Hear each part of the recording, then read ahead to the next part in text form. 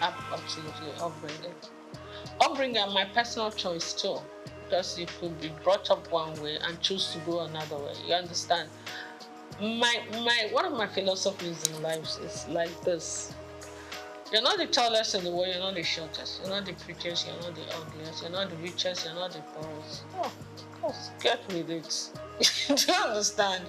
If you're looking for beauty, there are more beautiful women than you. So if you're looking for ugly, there are uglier women. If you're looking for tall, you're looking for it. So what is it? Do you understand? You didn't come into this world with anything. You're not going to go with anything. So just be grateful to God for whatever you have, for whatever you are. Work towards improving on it, improving your relationship with God Almighty, and improving your relationship with your fellow human beings. That's my philosophy in life. So, what's the point of carrying all the chips on your shoulder? It makes life heavier for you.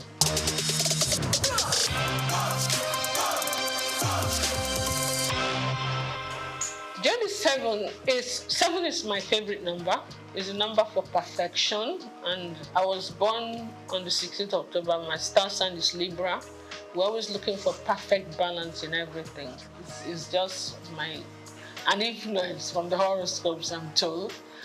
But J is my husband's name, D is my name, and 7 is my favorite number. Lazy way of forming the name of a company, isn't it? So I did, and it stuck. And I knew I was going to go into couture, so that was it. Easy.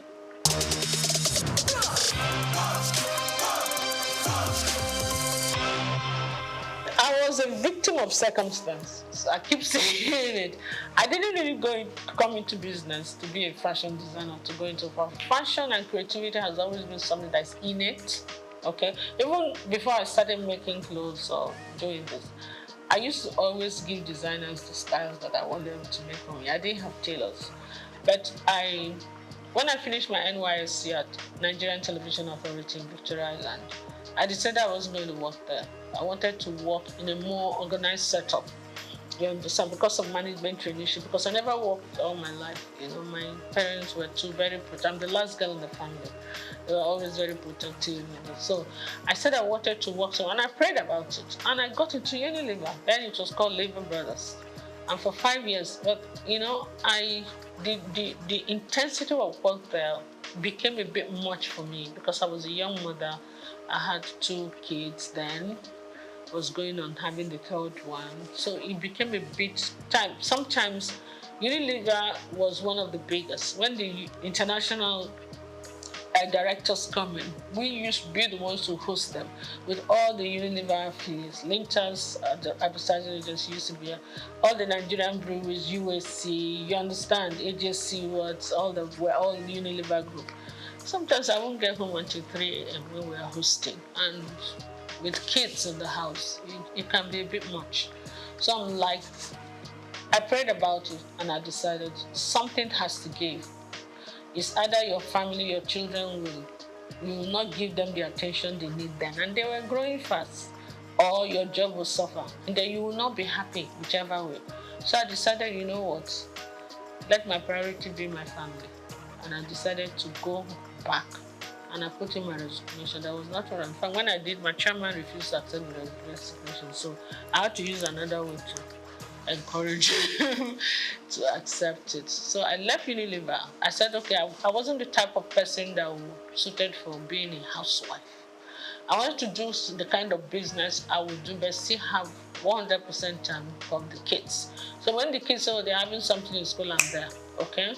I decided I was going to just market corporate gifts.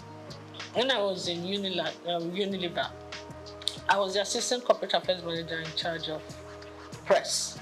So, and being in Unilever at the corporate affairs level, I already knew a lot of companies. So I used that opportunity to get back to those companies and introduce my new business. And in the first year, I actually made more money than my 5-year stint in Unilever. So that was another encouragement. You make more money, do your own business. You have more time for your kids, for your family, and for yourself. And you travel quite a bit because you have to go and buy the corporate gifts. So it was a win-win. Then, a few years down the line, the president, Olusegun Obasanjo, came in and said they were doing backward integration and they were going to stop the importation of all this corporate gift and a lot of other things. So we were actually forced to look inwards.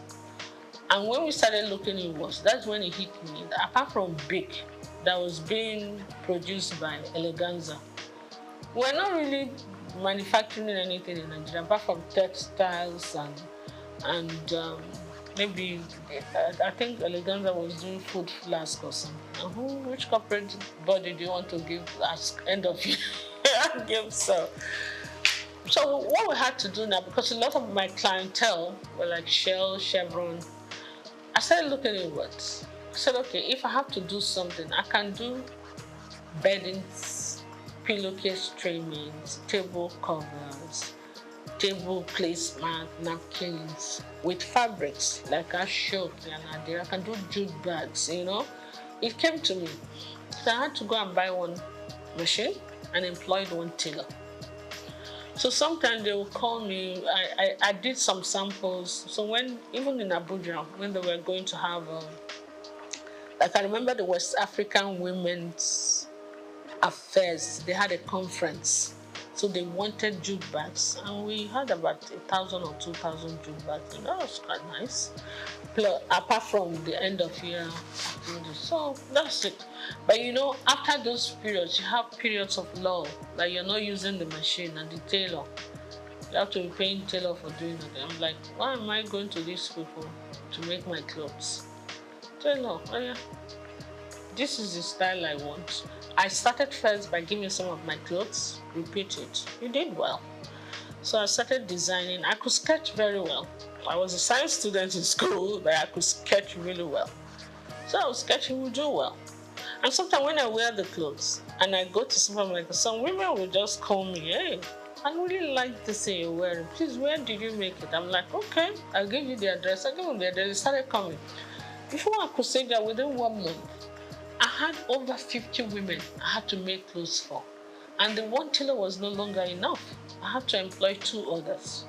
That was how we started. From 2 to 4, then I had a whole factory before you could see that. I started making school uniforms, started doing all kinds of things. And then some of the magazines, like Genevieve magazine, looked at me and like, are you sure you make this outfit? I thought you were a broadcaster. I thought you sell. I said, yes, I did. So I did some photo shoot session for her, and I modeled the clothes actually. And whoa, I started getting calls from Paris, from the UK. I did DC Fashion Week, you know. I was just, and they will pay your ticket, pay your hotel, please come and showcase for us. Some will even say, please come and open the show for us. Some say, we want you to close this. I'm like, okay. There are places that I would never have thought of going to, like Burkina Faso. They will back me the top fashion designers that would, when the Alfadi does this, they want every 4 years. Alfadi in Niger. The Niger government sponsors it. He calls all, including Elisab, every international designer, they will go, especially the Moroccan ones, those North African ones, Indians. So they invite one designer from each country. So they used to call me to come because of what I used to work a lot with Ankara and Ashok, and I do international acclaimed, how would I put it, couture outfits with Ankara, big hats, funny looking, structured clothes and all that. So that was how it went, you know. And I did all the magazines. I've won all the awards. So after a while, you know, I started thinking of concentrating on exports. In the process of doing that, my husband took ill. After 2 years, we lost him. So when I came back home, I gave a lot of things a lot of thought. My kids were still in school. My daughter got married. She was in Australia already. And then my kids, my 2 boys were still in school. So I said, look, this fashion design group is not going to pay school fees in pounds sterling and dollars. So I said to myself, you know what? Why don't you give the man hours to the industry, the family business that were yielding the most income. That was how I started kind of just saying, you know what, let me just minimize it a bit. My core clients were still coming. So I kept the tailors, my experienced tailors that worked with for years. I kept few of them. And I kind of cut down on that business. I said, you know what, let me just go and face the family business and do this for the people who really know what I'm doing. And word of mouth goes. So I'm still doing that, but my priority is really not that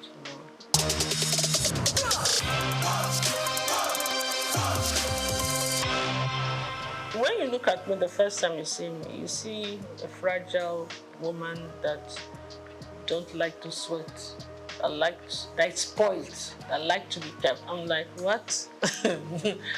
Absolutely not. My husband didn't want me to do anything. He just felt he wanted to spoil me. I said, that's not how to love me at all. Please. It's either you kind of understand the person I am.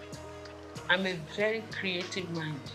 This mind has to keep working, or I'll make life miserable for you, What I will advise, even women who are willing to work, you don't even do one job. You must get at least more than 2 streams of income.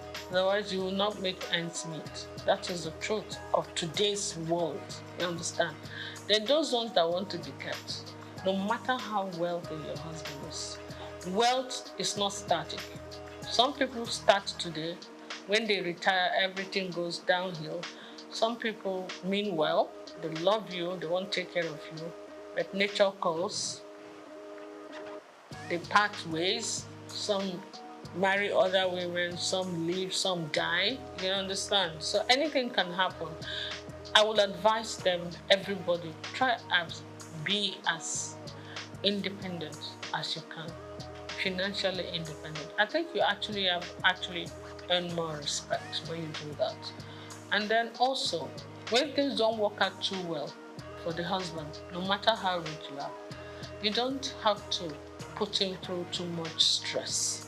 You can take care of yourself, you take care of him, you encourage him, but let him not feel that the world has come to an end. A man feels happy when he knows that his back is covered, even when he's not making it. You understand? It doesn't make him lazy. It makes him very grateful. Yeah. So I will advise everybody, get something doing. Do something that will enable you to earn good income if you can. Do something that you also enjoy doing.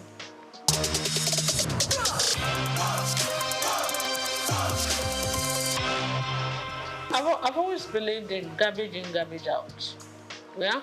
Garbage in is the stress abound. You cannot control that. But you can control your attitude towards stress. Stress is the #1 killer and ages of everything in this world. It's your attitude to stress that you have to manage, and that depends on you. What you put in your mouth also depends on you. Your mind, your heart, your spirit, your soul. You have to be loving. You have to be forgiving. You understand? All that depends on you. So it's actually you that decides whether you're going to age gracefully or you're not. Forget about the genes first. It's true. You understand? Some people are so malicious. When you offend them once, oh my goodness, they will carry it in their chest, and the chest will be expanding, and they won't sleep well, and they begin to have problems. Meanwhile, the person you're angry with does not even know you exist. It's crazy. So for me, it's just be free and take life easy. Take it as it comes, and always be grateful to God.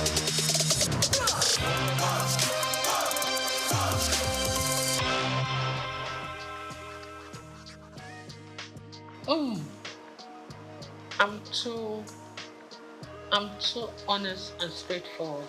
It's either I will be killed immediately, or because I will tell you the truth, no matter who's asked is God. I don't think I can play politics. I'm not a politician at all. I am a very straight shooter. I will tell you to your face when you're doing stupid things. that was my relationship with my mom, my dad, my husband. So most times I'm the last girl in the house. So maybe when they were disciplining the first ones, by the time they got to my turn, they were a bit tired. So we could talk to my parents anyhow. But I don't do it to create whatever. I just feel that if anybody worth talking to, is worth talking to with honesty and integrity. And when you want to play politics, they will see something that is black. They will say it's yellow. I can't do that. For the love of me, I can't. So politics is not my call. And because of that, they will not allow your creativity to come out, your sincerity. What's the point?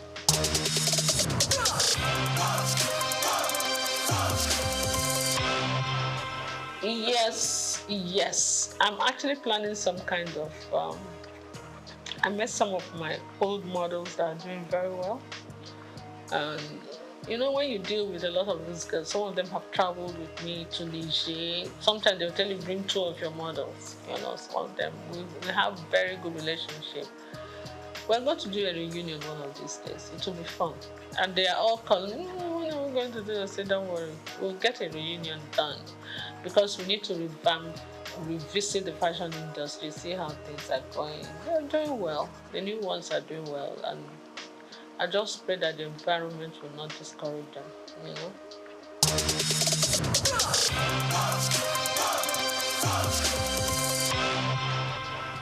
It's not just Nigeria, it's the world. Whatever is happening in Nigeria is what the truth is. A crate of egg in Nigeria is still cheaper than a crate of egg in the US and in the UK, even with the exchange rate. So it's not just Nigeria, the world is experiencing some kind of. The way I see it is like the pangs of birth before the child finally comes. That intense labor. And then when the child is born, everything is calm and beautiful, everybody's happy. I think we are just towards the end of the labor pain.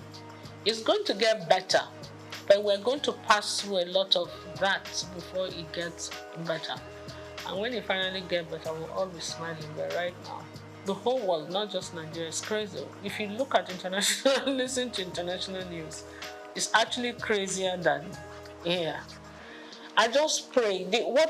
Yes, I live opposite. I won't even say it. On the street, one of the big men that live on that street, his birthday was yesterday, and the whole street was filled with beggars, hungry people. It was really crazy. I felt so bad. They were pushing each other, killing each other, fighting just to get a plate of jollof rice. It was very sad. It didn't used to be that bad.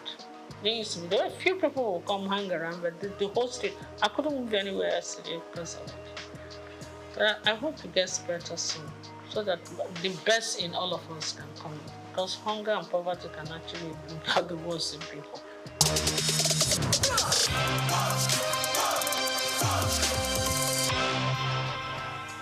Naturally, yes. I have an NGO that I do. What I do, I take girls, young girls that are not able to complete school because of poverty, and I educate them.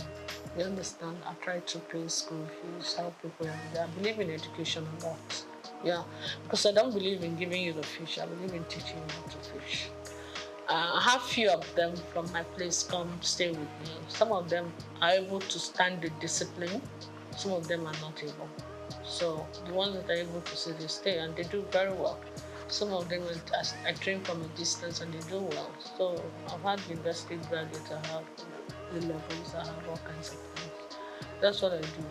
And most people come to me naturally, not because I'm a trained mentor or anything. When you do anything out of love, an act of sincerity of purpose, and because they see you as genuine, they listen to you. You understand? When you mean well, you tell people the honest truth, and they, it's not easy sometimes, but yes, a kind of mentor.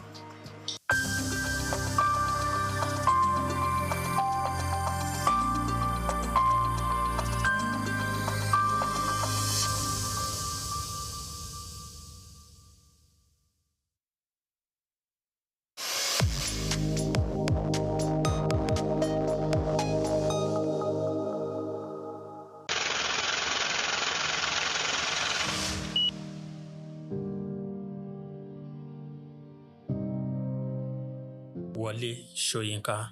Born Akiwande Oluwole Babatunde Soyinka on July 13, 1934, in Abeokuta, Ogun State, southwest Nigeria, stands as one of Africa's most celebrated literary figures and a global icon of resistance against oppression. His life and works reflect an unwavering commitment to justice, culture, and the transformative power of arts. Soyinka was born into a Yoruba family in colonial Nigeria, an environment that exposed him to both traditional African culture and Western education. His father, Samuel Ayodele Soyinka, was a school headmaster, while his mother, Grace Eniola Soyinka, was a devoted Anglican. This blend of indigenous and colonial influences deeply shaped Soyinka's world. Soyinka attended Government College Ibadan and later proceeded to the University College Ibadan, where he studied English and literature. Soyinka completed his education at the University of Leeds in England, earning a degree in English and later a doctorate degree. In the late 1950s, Soyinka began working as a dramaturgist at the Royal Court Theatre in London. However, his passion for storytelling and cultural preservation drew him back to Nigeria, where he founded two theatre groups known as the 1960 Masks and the Orisun Theatre Company. Soyinka's works, often a fusion of Western dramatic techniques and African themes, address universal issues of justice, freedom, and human dignity. His early play, titled A Dance of the Forest, which was introduced in 1960, written to celebrate Nigeria's independence, critically examined the nation's socio-political trajectory, setting the tone for his career as both artist and activist. Soyinka's activism became more visible during Nigeria's post-independence years. In 1967, during the Nigerian Civil War, he called for a ceasefire between federal forces and Biafran separatists. This led to his arrest by the military government, and he spent 22 months in prison, where he wrote a short drama titled The Man Died, Prison Notes, a harrowing account of his imprisonment and a profound critique of authoritarianism. Soyinka has authored more than 20 works, including plays, novels, poetry, and essays. In 1986, Soyinka became the first African to win the Nobel Prize of Literature, an achievement that brought global recognition to African literature. Soyinka remained an outspoken critic of oppressive regimes, often at great personal risk. His activism extended beyond Nigeria, addressing global issues of injustice and human rights. During periods of military rule in Nigeria, he went into exile, continuing to write and speak against tyranny. Today, Soyinka is celebrated not only as a literary giant, but also as a symbol of resilience and moral courage.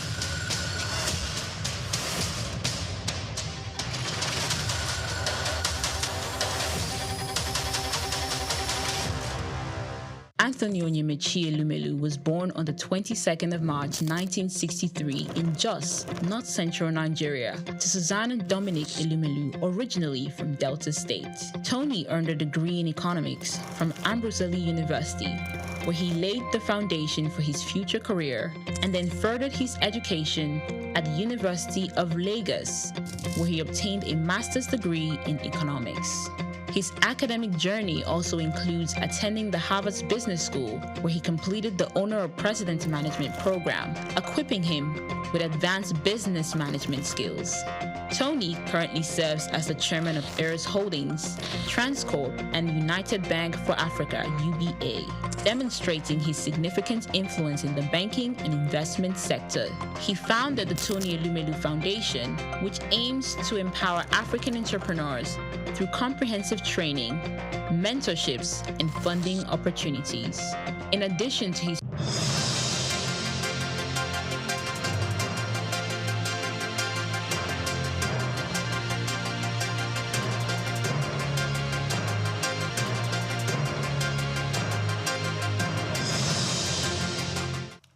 Good day and welcome to the Midday News on Souqnews Television. I'm Moyosore Adebi. Now let's begin with the day's top stories. President Bola Tinubu has declared that his administration's economic reforms have restored global respect for Nigeria and stabilized the national economy.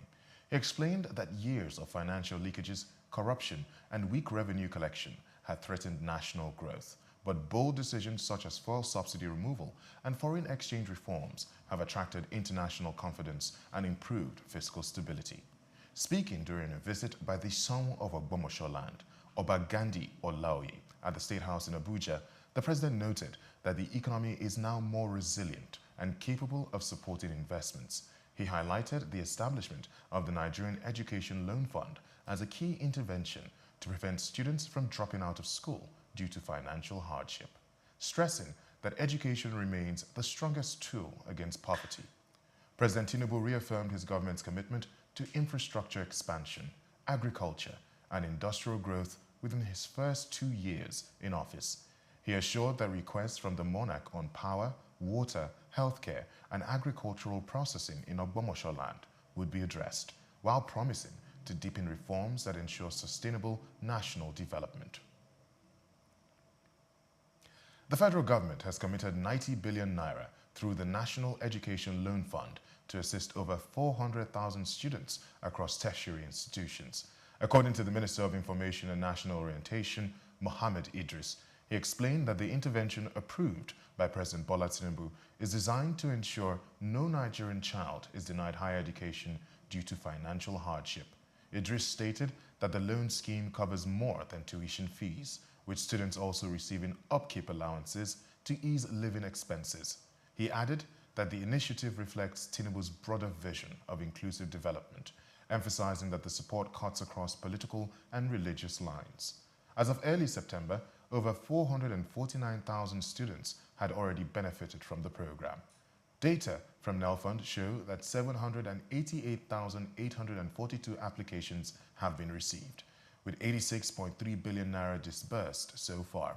Of this, 47.6 billion covered institutional fees across 218 schools, while 38.7 billion naira went directly to students for upkeep. The fund also announced it will relocate its headquarters to a permanent office in Wuse, Abuja, starting September 5. The federal government, through the Federal Competition and Consumer Protection Commission, has introduced tough new regulations to curb unethical practices in Nigeria's digital lending space. The rules, effective from July 21, 2025, target harassment, data privacy breaches, exploitative loan terms, and anti-competitive conduct in the fast-growing online credit market. FCCPC Executive Vice Chairman, Mr. Tunji Bello, said the regulations provide legal backing to hold violators accountable and ensure fairness. He stressed that innovation in finance is welcome, but not at the expense of consumer rights or dignity. The framework mandates transparency in loan terms, fair recovery practices, data protection, and responsible lending obligations. The new rules require all digital lenders to register with FCCPC within 90 days or face fines of up to 100 million naira. Disqualification of directors or other sanctions. They also ban pre-authorized lending, prohibit exploitative marketing, and set strict conditions for partnerships and market dominance. Consumers have been urged to report unlawful lenders or privacy violations via the Commission's complaint portal. South Africa's sugar industry is facing mounting pressure as cheap imports and new tariffs imposed by the United States threaten earnings and jobs. Farmers in Kwadukuza, a rural region reliant on sugar production, say the dual challenge has already forced workforce cuts, with some producers warning of widespread hunger and hardship if relief does not come soon.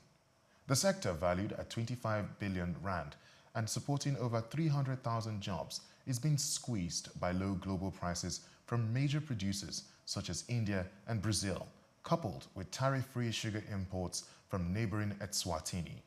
The situation worsened when President Donald Trump imposed a 30% tariff on South Africa goods, eroding the benefits of the U.S. duty-free quota under the African Growth and Opportunities Act. Industry leaders have urged the South African government to secure a trade deal with Washington to safeguard exports, though they admit such negotiations may come too late to protect this year's harvest. Farmers warn that without urgent action, job losses and community suffering will deepen, underscoring the fragility of one of South Africa's key agricultural sectors. Uganda plans to borrow $400 million from multilateral and commercial lenders to finance agriculture and transport projects. The Ministry of Finance has disclosed the loans will come from the African Development Bank, the International Fund for Agricultural Development, the Islamic Development Bank, and UniCredit Bank, Austria. According to the State Minister for Finance, Henry Musasizi. The bulk of the credit, about $253 million, will be sourced from African Development Bank to revive stalled construction and a toll road linking Uganda with Rwanda and Burundi, as well as the Democratic Republic of Congo. Part of the funds will also be channeled to new health facilities across the country. The move comes amid concerns over Uganda's rising public debt, which climbed to $29.1 billion in 2024, an 18% increase from the previous year. Critics warn that high debt servicing costs are straining government revenues, but officials argue that borrowing is necessary to boost infrastructure and drive economic growth. Thanks for watching. Please do well to follow us on all our social media platforms at Souqnews TV. I am Moyosore Adebi. Coming up shortly is Jos Africa. Do stay with us.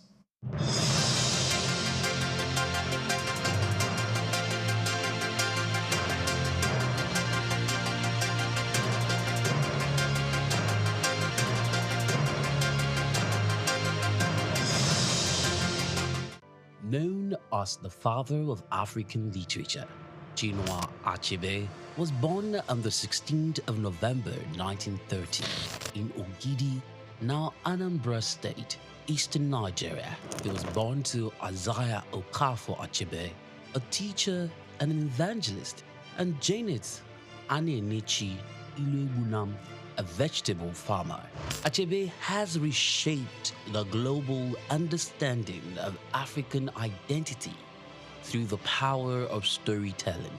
Raised during the twilight of colonial rule, Achebe's education was steeped in both Igbo tradition and the Western values of post-colonial Christianity. As a student at the University of Ibadan, he became fiercely critical of how Africa was portrayed in Western literature. Achebe believed that Western literature often painted Africa as a dark and primitive continent, but he sought to tell the African people's lens. In 1958, Achebe's groundbreaking novel Things Fall Apart shattered colonial narratives through the tragic story of Okonkwo, an Igbo warrior. Achebe illuminated the complexities of African culture and the devastating effects of European colonization. Things Fall Apart became more than just a novel. It became a symbol of African resistance against the oppressive narratives of colonialism. Achebe was not just a writer. He was a passionate advocate for African self-determination, and his political activism made him a critical voice in the post-colonial era. Even after a life marked by personal and political struggles, including a car accident that left him partially paralyzed, Achebe continued to inspire. He taught at Bard College and later Brown University, where his influence reached new generations of writers and thinkers. He was married to Christiana Chinwe Okoli, and they had 4 children. Sadly, he died in March 2013 at the age of 82. Chinua Achebe's legacy endures in his novels, his essays, and in the countless voices of African writers who follow in his footsteps. He gave us a voice, a story, and a vision of Africa that is ours to share.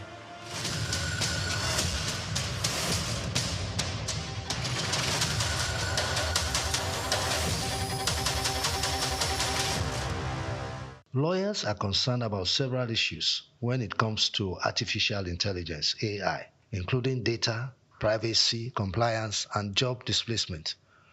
Will AI really take jobs away from lawyers? In this special report, Bayo Olaoye addresses one of those concerns, job displacement for lawyers, as a result of the introduction of artificial intelligence. Will artificial intelligence make lawyers jobless? The short answer to that question is no. There are 3 reasons why AI will not take away jobs from lawyers, according to experts. First, AI systems being developed for the legal industry are primarily co-pilots. Secondly, there are numerous tasks AI simply won't do because legal implications prevent it. For example, litigation.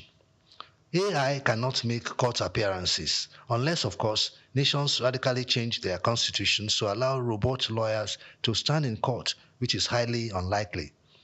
Additionally, for lawyers involved in strategic work, such as security, meeting new clients and existing ones, or serving on boards, AI cannot replicate the human touch. AI lacks the commercial acumen required to build relationship with clients and navigate complex problem-solving tasks. AI cannot engage in the strategic aspects of legal work that require understanding human behavior, negotiating, and making judgment calls. According to experts, AI systems built for the legal industry are designed to function as co-pilots, helping lawyers become more efficient but still requiring human oversight. For instance, AI can draft a clause for you, but as a lawyer, you must ensure that the clause makes sense. AI can assist with tasks like legal research, drafting legal documents, contract review, and identifying red flags. However, human involvement and judgment remain essential as all systems, particularly large language models, can sometimes be confidently wrong. Despite its potential to assist in many areas, there are numerous tasks AI will not do for lawyers, either because it lacks the necessary capabilities or because it is unnecessary. Some might argue that AI makes lawyers more efficient. A law firm that would typically hire, say, 8 legal associates annually might now only need 5, using AI to assist those remaining associates. While that may be true in some cases, it does not necessarily mean lawyers are losing jobs, as AI will create new roles and open up career paths for lawyers, according to AI industry experts. For instance, AI companies build products for lawyers, require legal professionals just as much as they need AI researchers and engineers. Lawyers are domain experts who know the pinpoints and can guide the development of legal AI tools. In addition, there is the need for lawyers who will build a career in AI governance, working on AI policy auditing, AI existential skills, and AI enlightenment. In fact, lawyers will play a bigger role in AI governance than we can ever imagine. For instance, the AI alignment problem is one of the biggest challenges in the industry. There is ongoing research on whether we can solve the alignment problem using the law. As it is known, law is the most democratic aggregation of human values. How do we evaluate the ability of AI systems to follow the law? Or how do we ensure that AI systems do not misinterpret the law in case of unforeseen contingencies? Humans have the Supreme Court to interpret laws when faced with complex scenarios. What will be the Supreme Court for AI systems? These are questions that require both lawyers and AI engineers alike to ensure compliance. In fact, universities are recognizing the growing need for lawyers to build careers in AI. Many institutions are now offering master's programs that focus on intersection of artificial intelligence and law, preparing the next generation of legal professionals for the evolving job market. To wrap up, while the rise of AI will undoubtedly transform the legal profession, it will not cause the widespread job loss that many fear. Instead, AI will make legal teams more efficient and open up new career paths for lawyers. Bayo Olaoye for Souk News.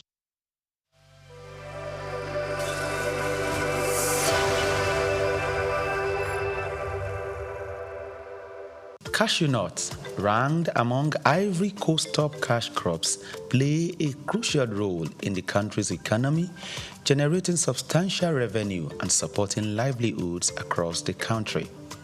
As the world's leading exporter of raw cashew nuts, Ivory Coast contributes an estimated $800 million annually to its economy and also serves as a vital source of income for over 410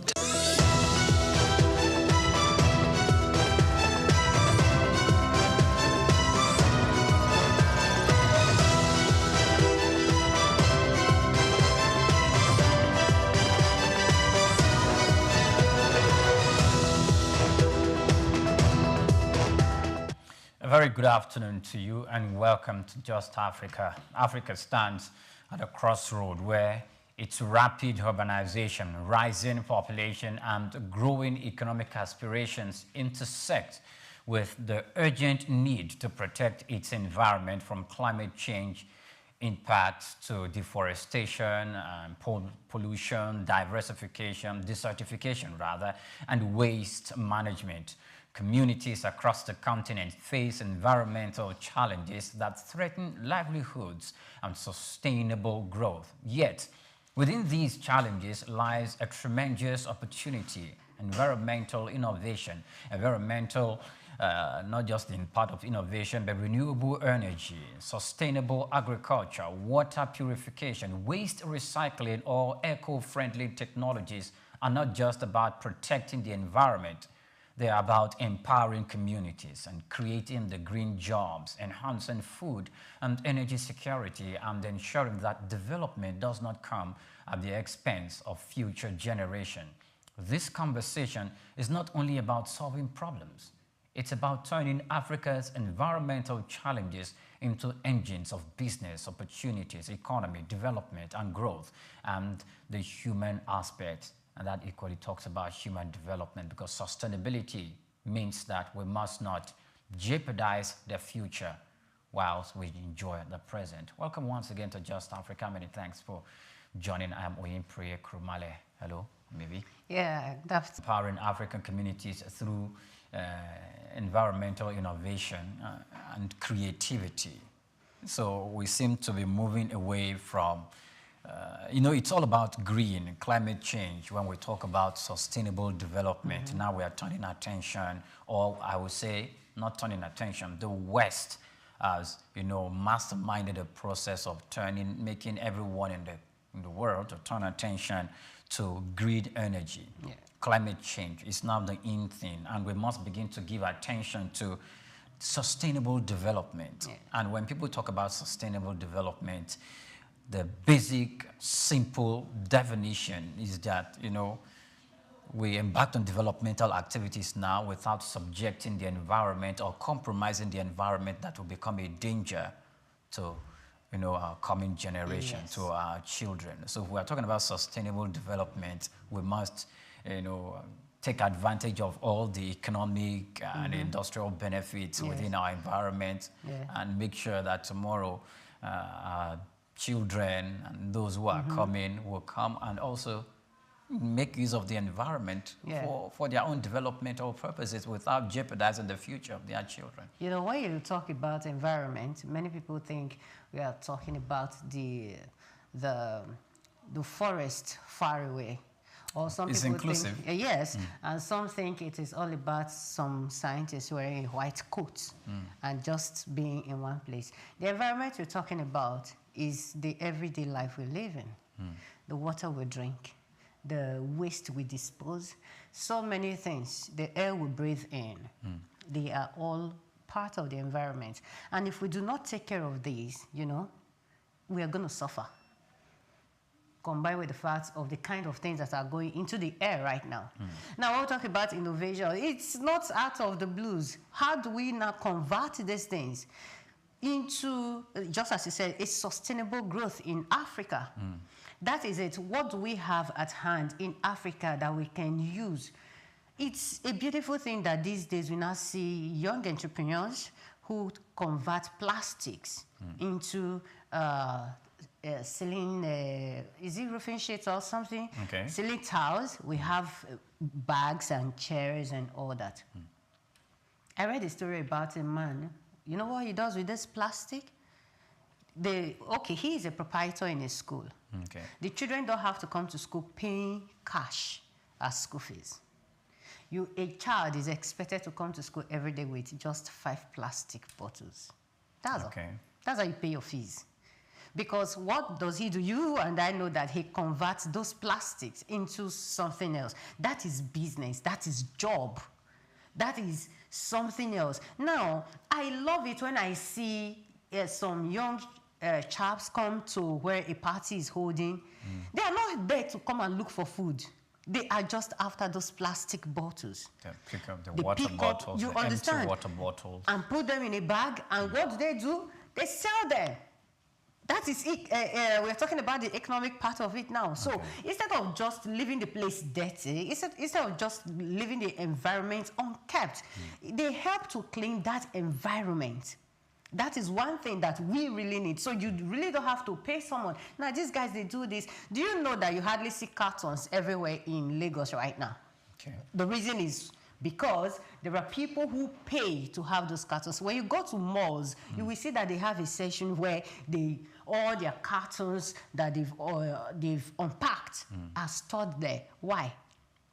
They will sell it to companies. These things will be recycled. And before you know it, money keeps coming. You are taking people out of poverty. The environment is getting cleaner by the day. And so many things are going on. Now, these are things that we are benefiting. This is what innovation has come to do. We can still go on and on and on and talk about the solar energy system. We don't have to wait, and you don't have to go and buy fuel. You don't have to consider the cost of buying a generator. You just use the natural sun, and boom, a child can read at night. But you know, like you said, there are still challenges around this whole thing. Yes, as much as we're trying to grow the African economy, as much as we're trying to have a sustainable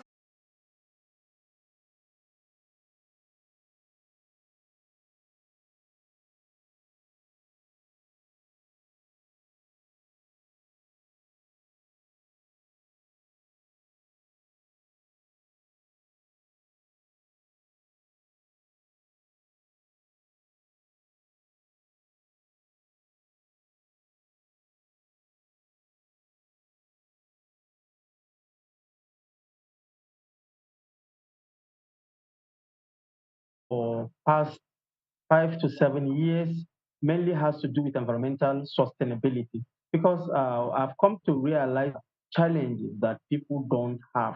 So I felt there is need for us to start communicating with people of our grassroots on how to mitigate some of these environmental issues we are faced with.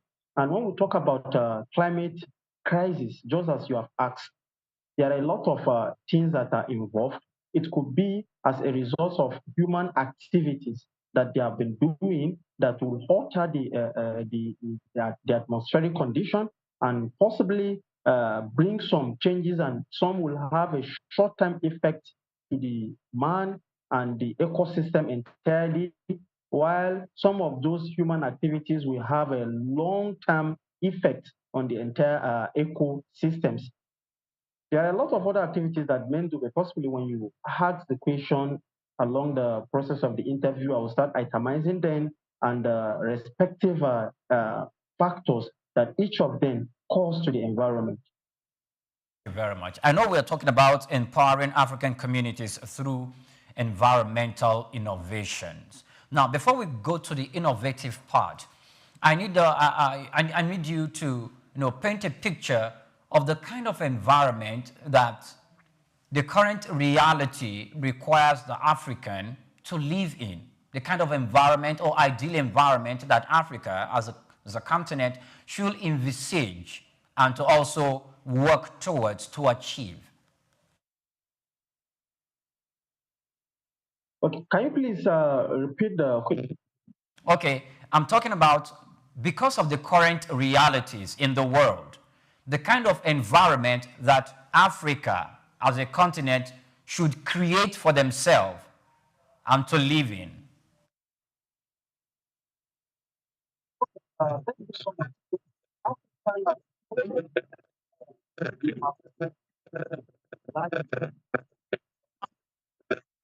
Usman Muhammad, I think we're having a bad feedback from your audio.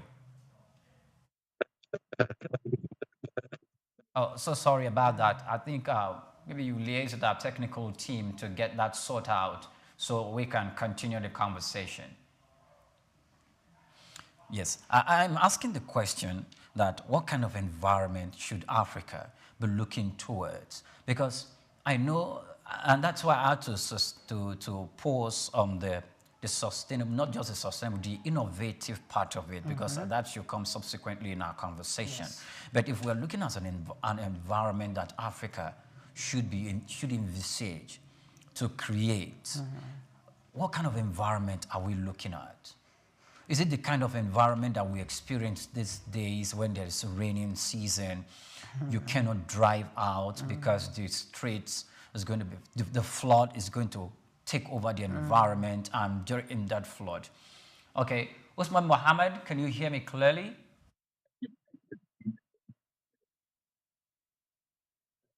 Usman Mohammed, are you there? Can you hear me now? Oh, yes, clearly. I can hear you clearly. Yeah, I'm there. I can hear you. Can you hear me now? Yes, I can hear you. You can go on answering the question we talked about. I asked you. Okay. Please, I just take off my hairpiece. So please, maybe when you are asking question, you can be more audible.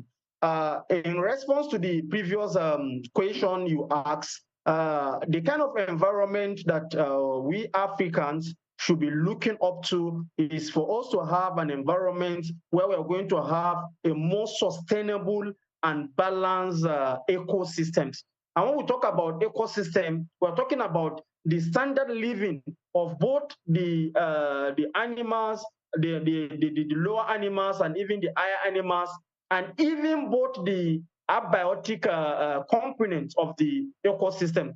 If we carefully look at it now, Nigeria, let's take Nigeria as a case study.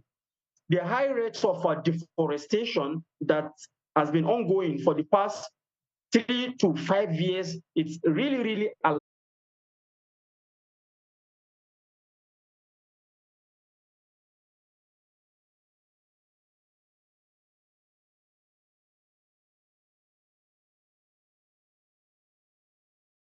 environment. If you look at developed countries like China, USA, and a host of other countries, in terms of revolutionizing industries, they are far ahead of us. But as they are involving in the revolutionizing their industries, they are equally looking at measures to reduce this environmental climate crisis.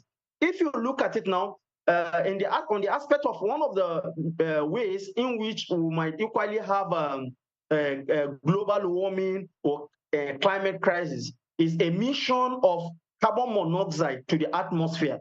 And we all know that emission of this carbon monoxide comes from most of these vehicles that we use. That has been primary sources of it from vehicles. So you can see they cannot say because vehicles are highly emitting carbon monoxide to the atmosphere, they will stop production of vehicles. No, rather they think outside the box by coming up with what? Smart vehicles. Vehicles that don't use carbon emission, they don't use fuel, noiseless, and that is a very perfect idea. And most of those countries, like in China now, if you look at the rates of most of their cars that they are using now, at least let's say they have improved from 7% now to close to 17% as of 2024, using cars that are more of electrical without emitting any carbon to the atmosphere. It's a good measure. Equally, if you look at those that are using most of burning of fuels, virtually everyone's are now going into solar. That is smart solar system. So all these things are measures. The Nigerian government can equally key into it. We will still have our industry, but how can we revolutionize this industry to become smart and have less carbon emission? Okay, thank you very much. Now, the world over, developed countries involved in diverse and multiple sources of energy to sustain industrialization because they felt fossil fuel is contributing negatively when we talk about the environment and the atmosphere. Wind energy is being adopted in Massachusetts in the United States. China has multiple wind farm energy and renewable energies, but Africa don't have that technology. If we are going to go the route of using the green energy technology, that means we are going to have to rely back in China, in the United States, and all other first world countries to come develop this for us. This will result to capital flight, economic disadvantage, and the list is endless. It's quite a dilemma. How do we get out of this?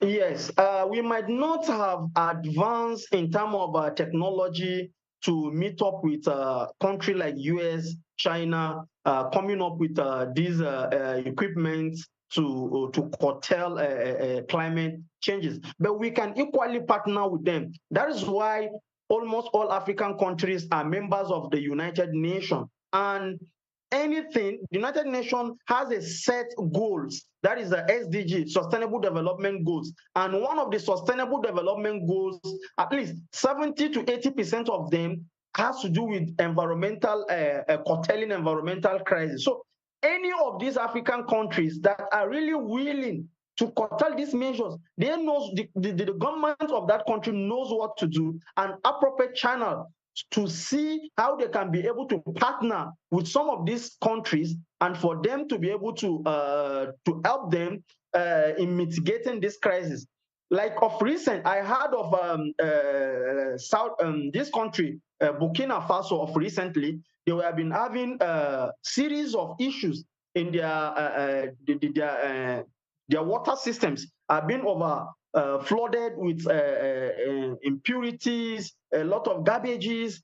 They have key in with Russia now to see how they can be able to have a clean up water systems and for them to be able to start having their own water dam from their respective rivers and streams that they have in their own country. So we might not have the technology, but this is where partnership comes in. Countries do partners with other countries that are highly developed, and they will be willing to come down to assist as long as there is a reasonable and understanding MOU between the two countries.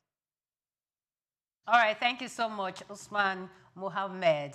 You have been giving us so much information on environmental sustainability, but I still want to ask some few questions. And many people see, many Africans see the protection of the environment as government work. People don't see it as individual efforts to keep it going. People don't see it as a business. How can innovations like recycling and solar power and the likes, how can we convert them? How do we make the ordinary man knows that, okay, yes, you can actually create jobs out of this? Because the high rate of unemployment is affecting so many youths and they don't see opportunities, job opportunities in all this. How do we go about this? Thank you so much.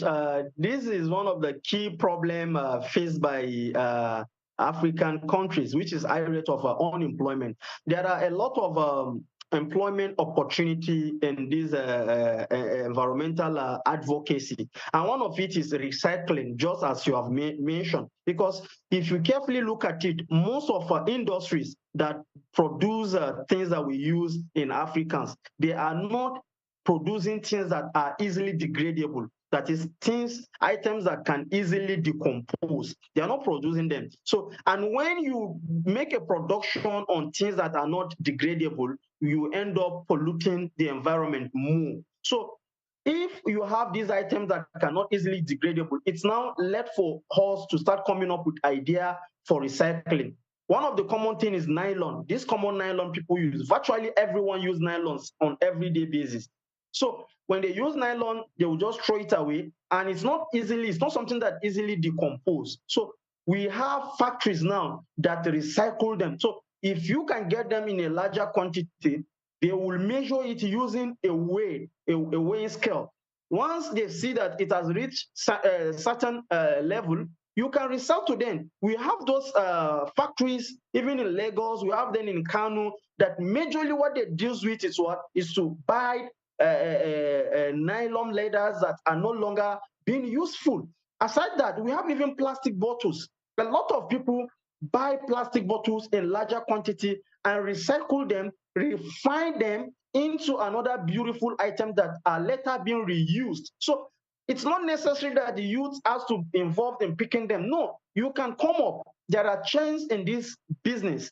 Get boys to pick it up for you. Once you assemble them, you weigh them, you pay them, then you now take the larger quantity and meet the next middleman, collect your money. One, you'll be making cool money, and at the same time, you'll be helping to keep the environment clean. I've watched a video of a particular lady in Ogun State, I think, who is into recycling of these old used tires, the motorcycle tires.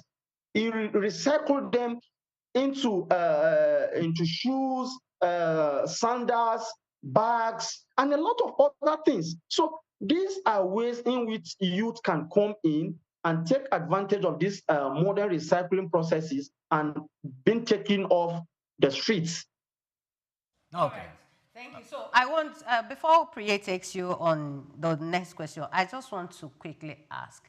People feel that technology is very expensive. People feel that, okay, going into some of these businesses requires a lot from them, so they do not want to get involved in it. So the question now is, how can communities, especially the poor ones, how can they afford solar? Because you've talked about solar power, and if these things are expensive, the rural areas, how would they be able to afford the clean stoves we're talking about and all the recyclings that we're talking about? Do you think that this whole plan, this whole environmental conversation we are having now, do you think those in rural areas will be able to afford this lifestyle? When we are talking about rapid spread of technology, it's something that has to do with a gradual process. It will start from possibly from the urban settlement and gradually start moving to the rural settlement. So, but the more they advocate for the use of it, that is the more people will get acquainted and adopt it. But governments really need to come in on this aspect. Government really need to come in. Instead of government, if you even look at it, the cost is even more. Instead of government, you see that a particular area, they will buy a transformer for them. It's not most of these poor people that buy the transformer. It's either a politician from that settlement, councillor, chairman, possibly even governor, or the electricity agents themselves. So a transformer that will cost 10, 15, 20 million, other cables and other appliances and other things. So if this money can be factored in, and we'll tell them it can be factored in, and instead of getting the transformer and now channel it into what?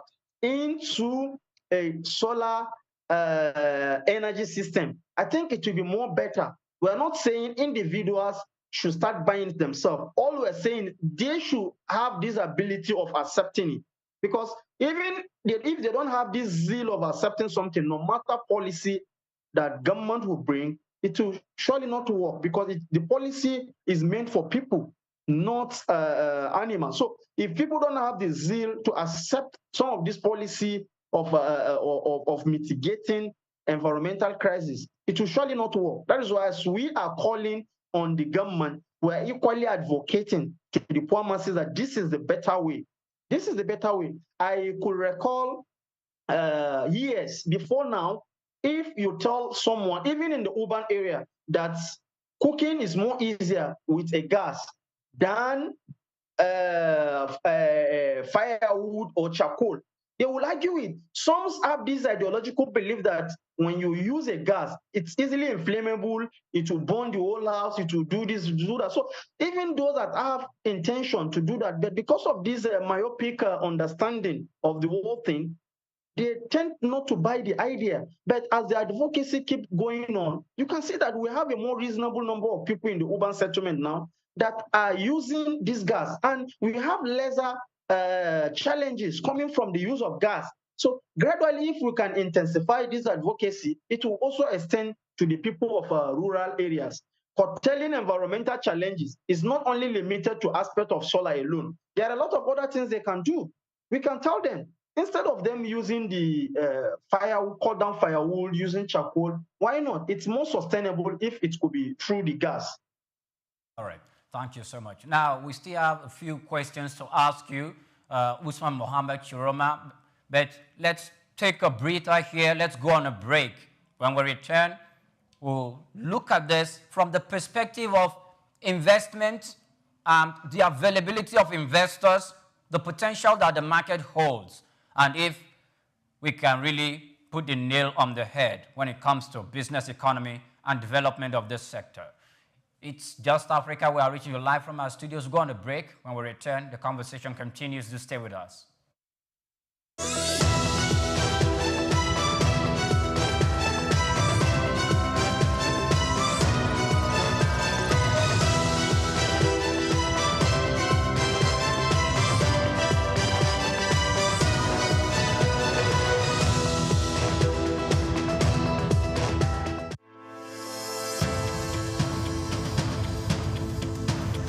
Plastic waste is a mounting crisis, but it also presents an opportunity for business and government to lead the vanguard for systemic change. While regulations, corporate initiatives, and citizens' engagement have made progress, much more is needed in how businesses shape consumer behavior, how governments enforce environmental policies beyond rhetoric, and how public perception is managed through strategic communication. For decades, Nigeria's reliance on single-use plastic sachets, bags, and food packaging has grown, driven by affordability and convenience. However, this has come with a cost. The country generates an estimated 2.5 million tons of plastic wastes annually, with only about 12% recycled. In urban centers like Lagos, Abuja, Ibadan, Port Harcourt, waste is a leading contributor to clogged drainage systems, flooding, and environmental degradation. In this special report, Bayo Olaoye examines the challenges facing efforts to tackle the menace of plastic wastes in the country. Despite past government efforts to curb indiscriminate plastic use, such as Lagos environmental sanitation laws under former Governor Babatunde Fashola, enforcements have been inconsistent. The challenge now is moving beyond periodic government crackdowns and isolated corporate initiatives to a coordinated long-term shift towards a responsible plastic use, recycling, and waste management. Leading Nigerian manufacturing companies are taking active steps to integrate recycling and responsible disposal into their operations.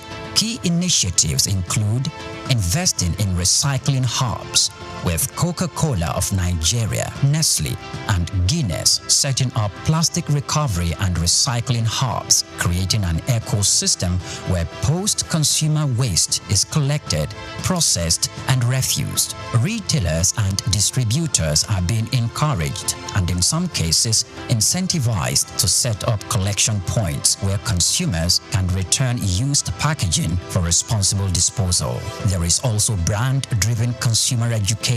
Organizations have introduced citizen advocacy campaigns to influence individual waste disposal behavior. This kind of messaging, when amplified by large brands, can have a ripple effect in shifting cultural habits. Beyond environmental responsibility, investing in circular economy models enhances long-term profitability, strengthens brand equity, and aligns with global environmental, social, and governance standards. To effectively shape consumer behavior and stakeholders' engagement, businesses must leverage communication strategies that go beyond compliance reports. Employees should be active participants in sustainability efforts. Companies can integrate sustainability training, incentivize waste reduction, and implement office-wide plastic reduction policies, engaging suppliers, investors, and partners in sustainability commitments such as reducing excessive packaging or co-investing in recycling solutions to create an ecosystem-wide impact. Mass communication campaigns, social influencers, partnerships, and media collaborations can help educate consumers on practical steps for responsible plastic use and disposal. While Nigeria has engaged in international climate and sustainability conversations, the government must go beyond policy declarations and foreign aid incentives. The priority should be local, long-term economic and health benefit. Rather than reactivate bans that are often poorly enforced, the government can provide tax incentives for businesses, investing in recycling infrastructure while enforcing stricter regulations on reduction and disposal, expanding waste management facilities, establishing more government-led recycling centers, and integrating waste picker into a formalized economy can improve efficiency and create jobs. The administration of Governor Babatunde Fashola demonstrated that when the government takes waste disposal seriously with clear penalties for violations, citizens pay attention. The government must invest and consistently engage public education on the economic and health impact of plastic waste. A cleaner environment leads to a lower public health costs, fewer disease outbreaks, and increased workers' productivity due to better air quality and more usable public spaces. The Nigerian plastic waste problem is not just an environmental issue. It is an economic and reputational challenge for businesses and a government issue for policymakers. By adopting strategic communications, businesses can shift consumer behavior, governments can enhance enforcement, and citizens can embrace a cleaner and more sustainable future.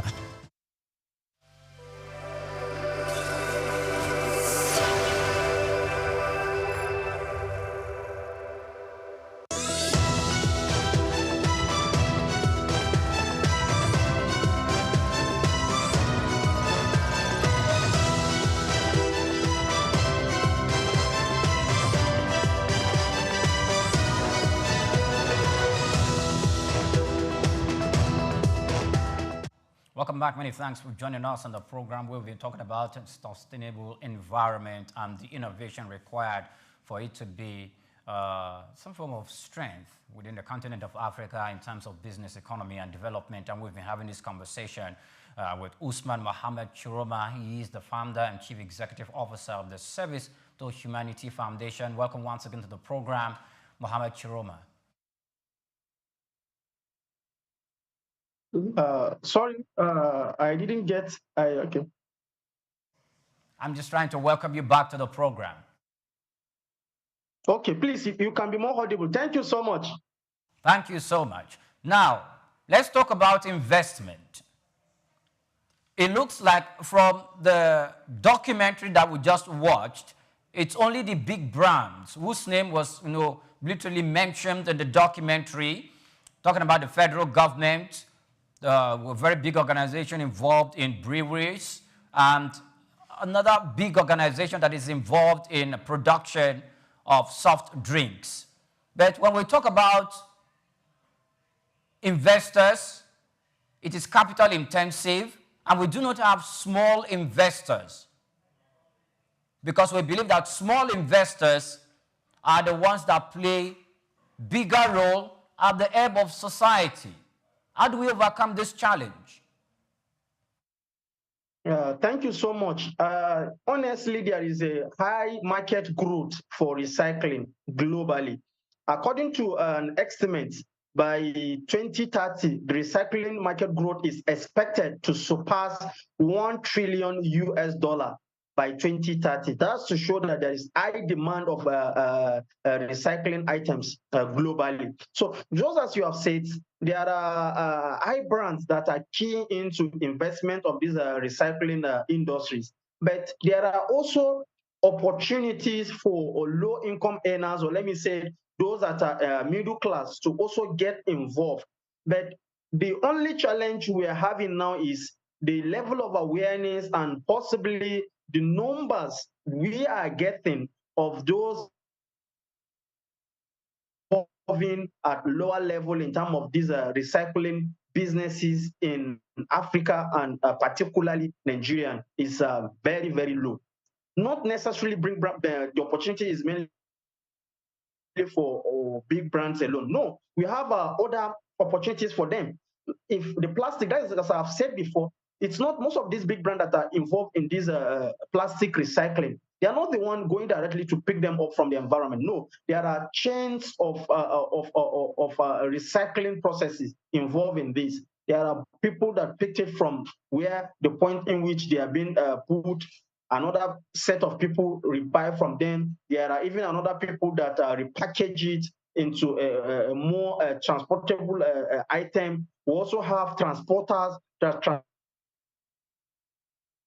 transport it to factories that buy this thing. So there are chains of distribution involved. So even the low-income earners can equally key into any of these chains, and not necessarily plastic alone. We also have other recycling items that is of high demand, like metal. Metal recycling, it's also very important. We have a lot of metals that are in high demand in terms of recycling: iron, coal, and all of others. If you don't want to go into metal recycling, you can choose to go into paper and cardboard recycling, or you can decide to go into a glass recycling. That is on that side. When you come to agriculture, we also have organic and compulsion recycling also, that most people recycle it and use it for manure, local manure, which is of high demand now by most, even local farmers and people that are involved in large-scale farming activities. So there are a lot of opportunities for lower people, not necessarily for big brands alone. Tire is also there, and even rubber recycling. These are various opportunities for low-income people that when they clearly get involved, I believe it's going to reduce high rate of employment we are being faced in Nigeria and Africa as a whole. Okay, thank you very much. And we really appreciate you for being there all this while. Now, from what you said now, from the question my co-host asked, we are looking at the big industries. Now, let's come down a little to the ones we have around us. Funding is a big problem when it comes to recycling and the likes. Funding is a whole lot. Now, how do you see Africans, youth again, coming into this business like they see it as a means of livelihood? But for them to do this, it also requires a whole lot of funding. How can they go about it if they want to start up a small, medium scale business?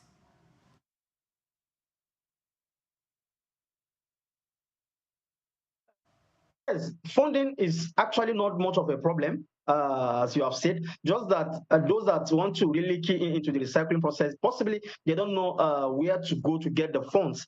There are various government agencies that are involved in giving soft loans to people that even loans with as low as 1-digit interest to those that want to participate in most of these small-scale enterprises. We have a bank of industry is there, but the only thing is most of our people are not well enlightened on the processes on how to be able to get this loan. And you know, some people have this traditional belief of anything loan, they don't want to key into it. But there's no way you become a big investors without you taking a loan. Even as big as Dangote is there are a lot of loans that is still servicing. So loan is there. We have a Nassal Bank that was created, I think, last 4 or 5 years. Nassal Microfinance Banks, Bank of Industries, small and medium, SMIDAN, small and medium enterprise. So all these people gives loans to people that want to involve in the small scale businesses, which recycling is one of them. As long as you have a deep knowledge and understanding of the business, you can approach them. All the necessary requirements they needed, you provide it. They will surely give you the loan. And that should be enough for you to step in and start the business. And with time, you repay and become an independent person in the recycling business. Thank you very much. I want to take you back to something you said earlier. There was no time for me to ask before we went on break. Awareness.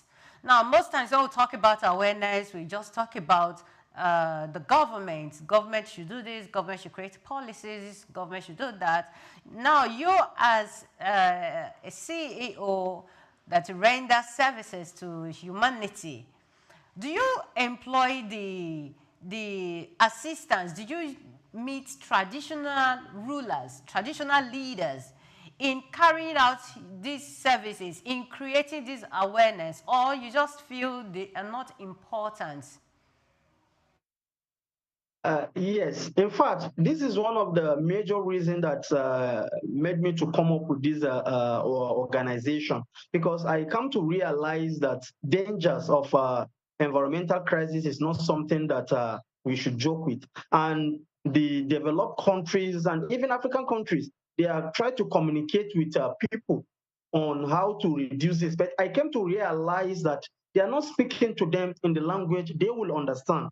Assuming someone living in a more typical village here in Niger State, you want to sensitize the person about dangers of environmental crisis, something that has to do with him, something that the person contribute largely to this, and possibly they are speaking big grammar or using foreigners to sensitize their videos, using visuals.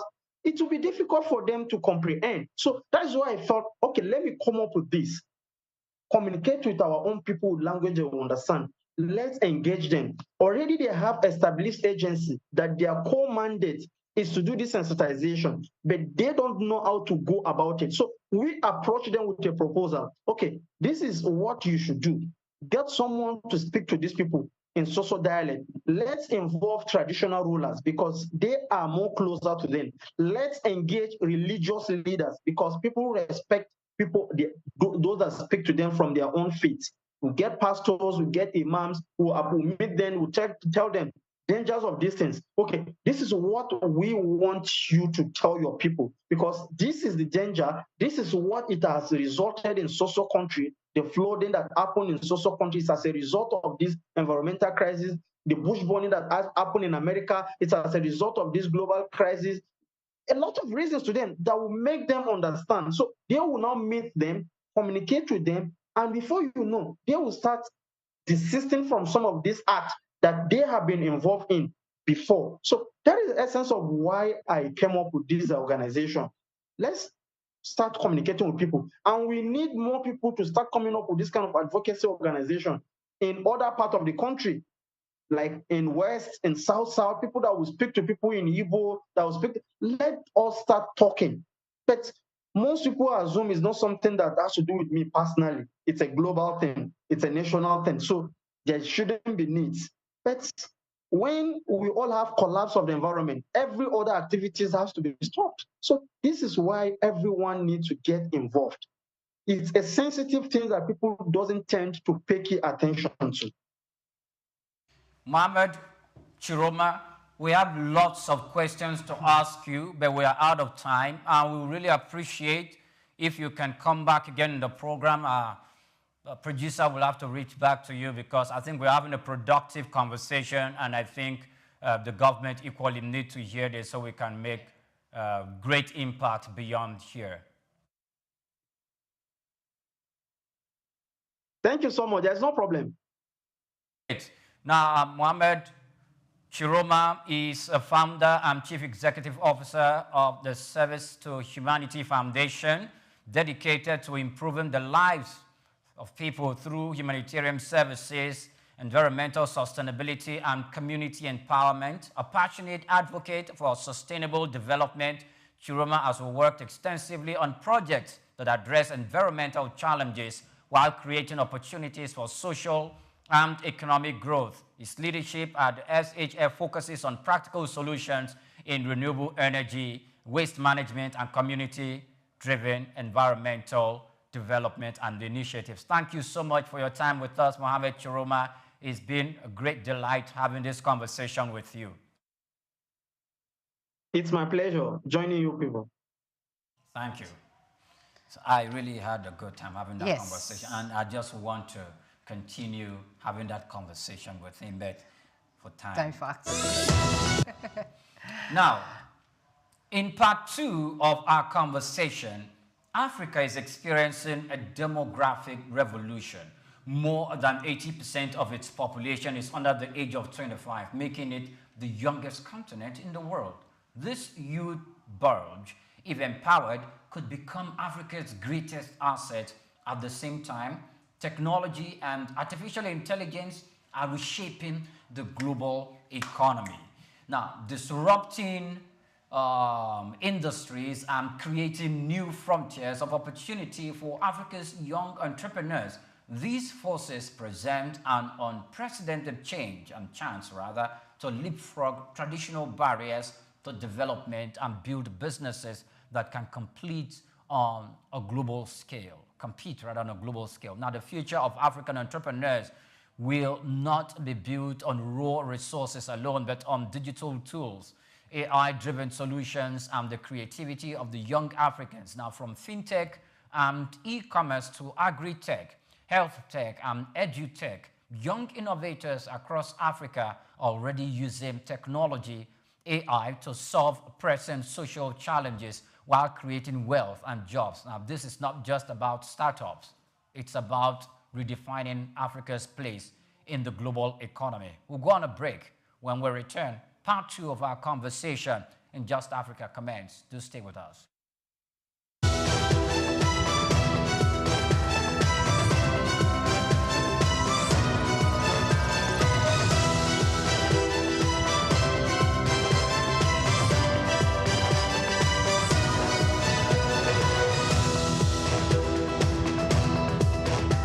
Human ingenuity has birthed remarkable innovations, none more so than the rise of intelligent machines. Computers, once more calculators, have evolved into sophisticated systems capable of mimicking human thought processes. Powered by artificial intelligence, AI, these systems are learning, problem-solving, and making decisions that were once exclusive domain of humans. From accelerating scientific discovery to tackling climate change, AI's potential is vast, but perhaps its most profound impact lies in healthcare. Artificial intelligence, AI, it's no longer a futuristic concept. It's here with the potential to revolutionize patient care, diagnosis, and treatment. AI is emerging as a powerful tool in the hands of medical professionals.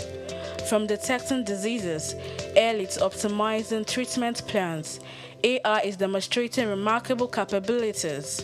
It can analyze vast amounts of medical data to identify patterns and predict outcomes, aiding in more accurate diagnosis. Also, AI-powered robots are assisting in surgeries, improving precision, and reducing recovery times. However, despite its promises, challenges persist. Concerns about data privacy, ethical implications, and the need for robust regulatory frameworks are hindering widespread AI adoption. To fully unlock AI's potential in healthcare, collaborative efforts are essential. Healthcare providers, researchers, policymakers, and technology companies must work together to develop and implement AI solutions responsibly. By addressing ethical concerns, investing in AI research, and creating supportive regulatory environments, we can accelerate the integration of AI into healthcare and improve patient outcomes. Joy Chuma, Souqnews.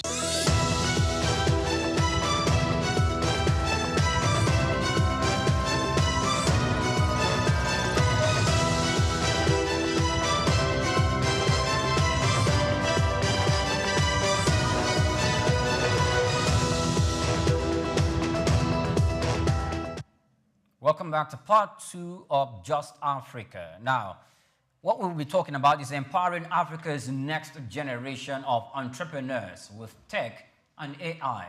And this means equipping young Africans with the skills, the platforms, the resources, and the ecosystems that is needed to harness digital technologies and artificial intelligence for business creation and growth. It is about ensuring that Africa's youth are not just consumers of foreign technology, but creators, innovators, and global competitors. It implies that building the infrastructure, networks, and the support system that enable young entrepreneurs to leverage tech and AI in solving African problems with African solutions. It emphasizes inclusivity, ensuring women and marginalized communities have equal access to digital empowerment and opportunities. Yeah.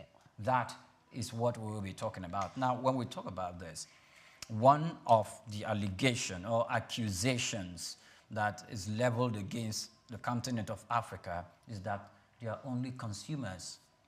They are not creators. Well, we know that statement is not entirely true. Agreed, yeah. It's not entirely true. However, I think we consume more than we create. True. And this is our conversation we'll have to look at, addressing that. Yes. Why are we more of consumers and not creators? Why are we more of consumers? And it boils down to the same old song that we've been singing.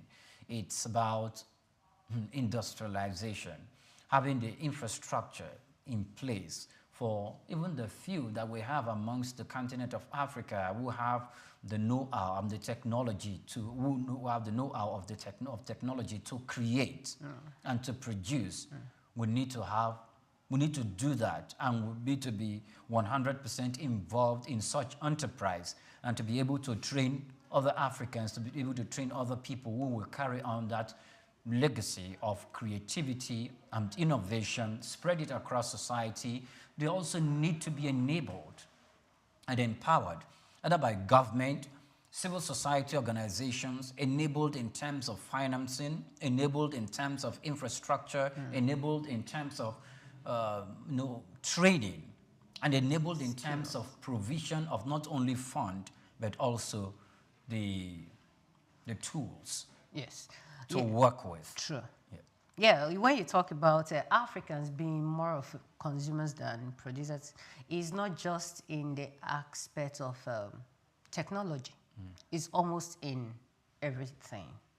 You understand? So, like you rightly said, it's not totally true because these days, Africans, we've seen Africans in Africa that are producing some of these things you're talking about. You understand? So whether you want to talk about technology, you want to talk about any other thing, Africans are in the market right now.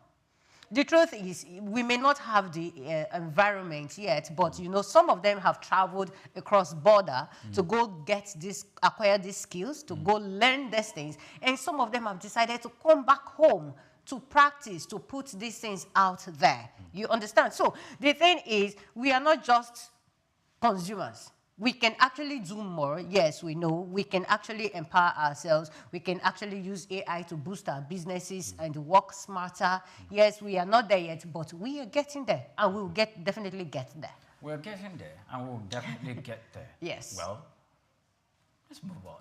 Joining us on the program, part 2 today, is Just Africa is Deborah Omotara. I believe I got that right. Yeah. Deborah Omotara.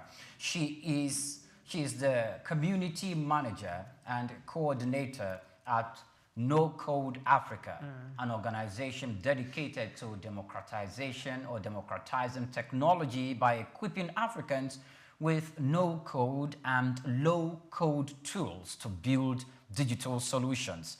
A strong advocate for youth empowerment and inclusion in digital economy. She focuses on helping entrepreneurs, especially those without technical backgrounds, access opportunities in the tech and AI space. Through our work, Deborah has supported communities of innovators, facilitated knowledge sharing, and promoted capacity building across Africa's growing startup ecosystem. Her mission is to ensure that Africa's next generation is not left behind in the global digital revolution, but instead becomes a driving force for innovation, growth, and sustainable development. Deborah Omotara will join us shortly on the program. But like we were talking about, like we were saying, both Africans and non-Africans have a role to play in Africa becoming creators, innovators, producers, and not just consumers. But let's start from home. Okay. We have seen when it comes to fashion how Africa needed no assistance from outside its shores to be able to use crude means to be creative, to use the African print in diverse ways that are not only acceptable and appealing to Africans, but also is being quite receptive abroad and globally. Yes. So when we come to technology, which is the major tool in bringing about industrialization in the continent of Africa, we've seen Africa fall back quite severely because of the requirement. And the first world nations, if we talk about China, the United States of America, we talk about Canada, we talk about the United Kingdom, and several other countries who, when we talk about industrialization, they are bailing the cat and they're referred to as the first world nations. They are raw materials that they use in producing the finished goods. Most of the time is taken from the continent of Africa and from the African soil. Yes. And if the raw material has been carted away from the African soil, let me not use the word cut away, if they had been willingly sold by Africans, willingly exported, and willingly exported by Africans, primary products to the first world nations who now transformed it and had value to it and reship it back to Africa and made Africa more dependent on them. The question is, has Africa learned the lesson? Yes. And are they having a turnaround? Yes, Pri. I love the fact that you used fashion, the arts, as an instance. What we have right now, what we have in the fashion industry right now, is building on an existing culture, an existing style. I think our guest is here. Now we have a guest joining us on the program, and her name is Deborah Omotara. Many thanks for joining us today on Just Africa. Deborah Omotara, our conversation will be bordering on empowering Africa's next generation of entrepreneurs with tech and AI. Many thanks for joining us. Hello, good afternoon. Good afternoon. Such a pleasure to be here. Great. Good afternoon to you, Deborah Omotara. Now, when we talk about tech and AI, how can you assess the pedestal where Africa currently is? Okay, thank you so much. Well, let's take a quick walk down back to some 10 years or 8 years ago. Africa was not this leading in tech. When it comes to technology, Africa is, I don't want to say was way behind, but right now, Africa is leading in innovation. Let's talk about in problem solving. Africa is really leading right now because most of our tech solutions, ranging from fintechs, agri-techs, food processing technology, are taking over the continent. We're talking about payments platforms that are not just used within Nigeria. I'm talking about that are used even outside the country, and other solutions that have, emanated from Africa. So I think Africa is really on a forward move. Even on a scale of 1 to 10, we are about 7. When it comes to technological innovation, globally. Yeah, that's what I can say. But we, Deborah, it's good that I think I want to see that as you anticipating very much for Africa, and I'm glad that you run an organization called No Code. But before we go into that conversation, most of the time when you converse with techie people, they are telling you that even within the financial space, Africa is doing good, but it doesn't seem to be bailing the cat, because what actually really matters in running the back end of the tech space that had to do with the financial tech or fintechs is not being controlled by Africans. Do you have that perspective? Yeah, without any doubts, when it comes to, that's one of the biggest challenges Africa is facing right now, which is our cloud system, which allows us to store the backend. It is a major problem because most small organizations still have to pay international companies to actually save on the cloud. Let's talk about AWS and the likes. So it's a major problem, honestly. But as of this year, Egypt is already building their own data center, which will allow individuals, companies to actually save their processes in the cloud right here in Africa. So there's other. Just give me a minute. I'm trying to. Okay. So there's also a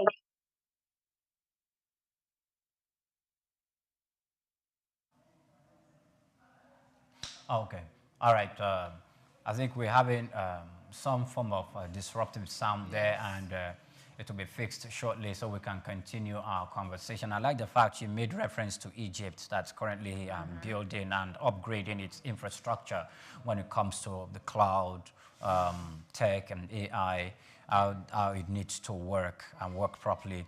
But if we look very well, not only Egypt, we expect that other countries, not only in the northern part of Africa, but also in southern part of Africa, including Nigeria, to take up the gauntlet. Ms. Deborah Omotara, welcome back. Thank you. Please continue with your line of thought. Okay, yes. So I said that I went for African Tech Expo that happened this year, 2025, and I came across a company right here in Nigeria that is working on a cloud system right here in Nigeria. You don't even need to send your things to AWS. But the issue now is adoption. The truth is, most Africans have this trust for international will I say, companies. So for a company like that coming up, they're already having issues with people adopting or receiving it. So it's very likely that in the next 2 to 3 years, Nigeria will also have its own cloud system in Nigeria, right here in Nigeria. All right, thank you very much, Ms. Deborah. Okay, so I'll take you back a little, just a little. You know, when we talk about AI and tech, we assume that everyone understands how these two works. Not everybody. To a student, AI is all about going online and prompting questions to get answers. To some video editors and the likes, just to create some kind of videos and you think they are real. That's what AI means to that kind of person. But there are people who see such videos and they tell you, wow, so a pig is talking. They do not know it's the work of an AI. So I want you to explain, first of all, what it means to empower people, to empower young Africans with technology and AI. Thank you very much. Empowering people, like we say, goes in different perspective. Just like you mentioned, a video editor having to use AI to edit the video is a form of empowerment because companies will actually pay, a huge amount of money, for that service. So technology has given everyone something to monetize. That's the word I'll use. So whatever skill you're able to use in technology, it is monetizable. Okay, let me take, for instance, at No Code Africa, we are empowering people to build fully functional apps with AI. I mean, talking websites, applications, landing pages, and all of those kind of things. We are empowering young people to be able to use that to monetize it, create solutions. So to a student, like you mentioned, AI might just be, going to ChatGPT and just tell ChatGPT, please give me possible questions. I need to pass my exams. It is a form of empowerment. Someone like that can actually use that system to take tutorials in school and get maybe payment, a sort of payment, or help other people. It might not be monetarily, but these tools in individual hands is monetizable, and it depends on how you can actually use it. That makes you a pro or a better person at doing it. So empowerment with AI is on the go. So as long as you have access to technology, you have been empowered to do amazing things, to do creative things, to do innovative things. So when it comes to AI technology, it is not limited. It is not limited. Unlike maybe other forms of empowerment where you still need like other things to support to make it better. When it comes to AI, being technologically advanced or knowledgeable is an advantage, is a monetizable skills. So for every place you get to, for every ecosystem you can be functional. So it is a very huge empowerment to as many that has the opportunity to use it. So I want to ask now, right now, how do you make it possible? How do you ensure that technology, AI, is the empowerment aspect now? How do we ensure that it is not just for the educated elites, that the ordinary person on the street have access to the empowerment? Oh, yes. Well, that is a major challenge. We will not lie for us at No Code Africa, because when it comes to technology, you have to have access to some gadgets. Like you have to be online. You have to be connected to internet and electricity. But in our own way, what we do is we have sub communities in universities and even locations, I mean communities. We train some set of people who can train others in technology. So we are trying to move the technology know-how not just to people who have access to laptops and phones. We are moving it to smaller communities that people are aware. Why? Because when you create solutions, you need people to make use of your solution. So if the small community you want to start your innovation in does not have an idea of technology, they don't know how it works.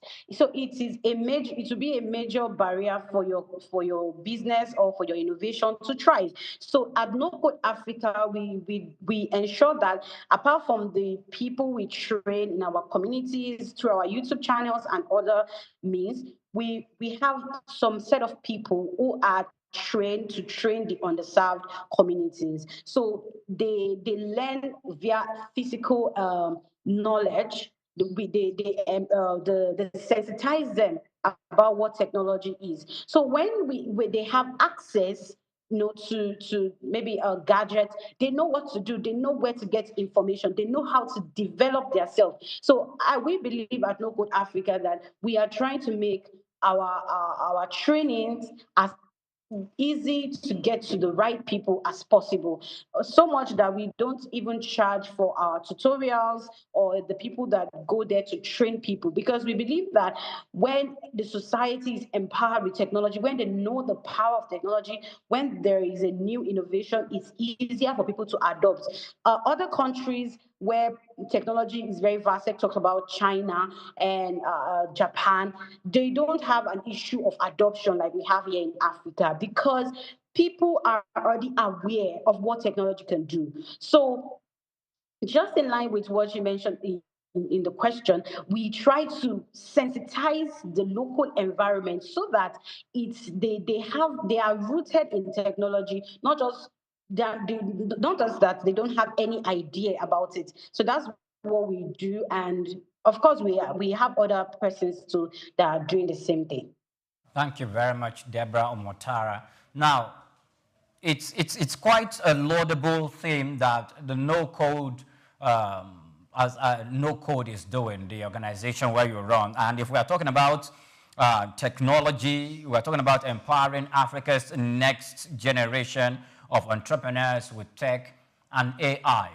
Recently, the government just made a policy that in a secondary school, in secondary school, the junior secondary school and the senior secondary school, there's going to be a review of the education curriculum where we will need to start adopting coding and to bring in AI and tech to make sure that we are adopted into the education curriculum so that we do not wait for after students have left secondary school, that's where they, have one-on-one conversation or one-on-one contact with technology and with AI. Do you see this as the right direction of preparing the next generation to take over jobs in that space? Or is there a more better way that it can be done? Honestly, I think what the government is doing is a very, very good step. Is a good step to starting.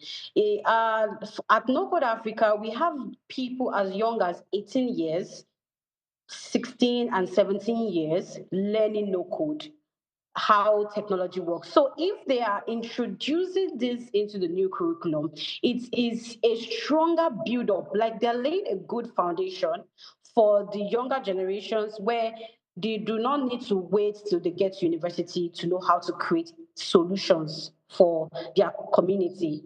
If you go to Silicon Valley, you see a 13-year-old, maybe a student, maybe still in their younger level of education, and they are already applying for funding for their products, for their companies. You very young people developing business. So if we have technology coming into the secondary schools, our secondary schools, trust me, Nigeria, Africa is going to go far because the number of innovations that will be coming from Nigeria with this curriculum will be massive because the young generations now, they already have access to technology. Most of them have iPads, most of them have laptops, most of them have smartphones. Compared to maybe some 10 years back, most people don't have access to that while they were still in school. So if this new generation, this new curriculum is going to bring about this change, trust me, a lot of people will get their brain thinking because when it comes to technology, it is innovative. You begin to look at what can I use AI to solve in my community. You will start seeing young people maybe in their university days, their secondary school days, you start seeing them bringing up solutions that will actually change the way Nigeria is viewed. They can even come up with very innovative ideas. Let me take, for example, in our community, we have someone who is currently developing, is around, I think, 18 years thereabouts. He's currently developing an app that allows for self-learning. So you just put all your courses, maybe you choose a particular course, you put those links there in that particular app, and it helps you organize a strong curriculum for you to learn that particular skill. So I'm just saying that there's so much possibility. So imagine someone of that age already thinking of that kind of solution. So let's now look at it. For the next 3 years, you are being taught technology, and your mind begins to think. I feel more young people will be smarter. They will discover ways to actually create employment for themselves even before leaving their secondary school. And this is what is the standard in other countries. Look about Japan. We have heard about, if we have seen videos online where you see young students in Japan, creating stuff with tech. So if this is happening in Nigeria, it is a thumbs up. It is a good start for us for the future in the next 5 years. Thank you so much, because what you've described, everything looks juicy. But there is another big challenge that I am seeing, but it may actually not be a challenge to you, and that's the challenge of access. In Africa, we have that challenge. We have poor internet, we have high cost of data, we have lack of devices. Now, these are things that pose threat to the acceptability of AI and tech in our society, in our schools. Now, you are bringing this into the curriculum.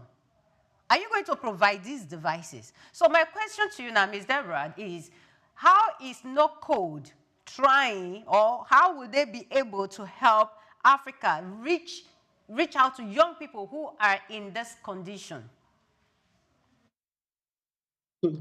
Well, the truth is, it's just like you said, it's a major threat. Without any doubt, it is a major threat because even currently, not everybody, like I said, we have a community of people that still reach out to people who don't have access to technology.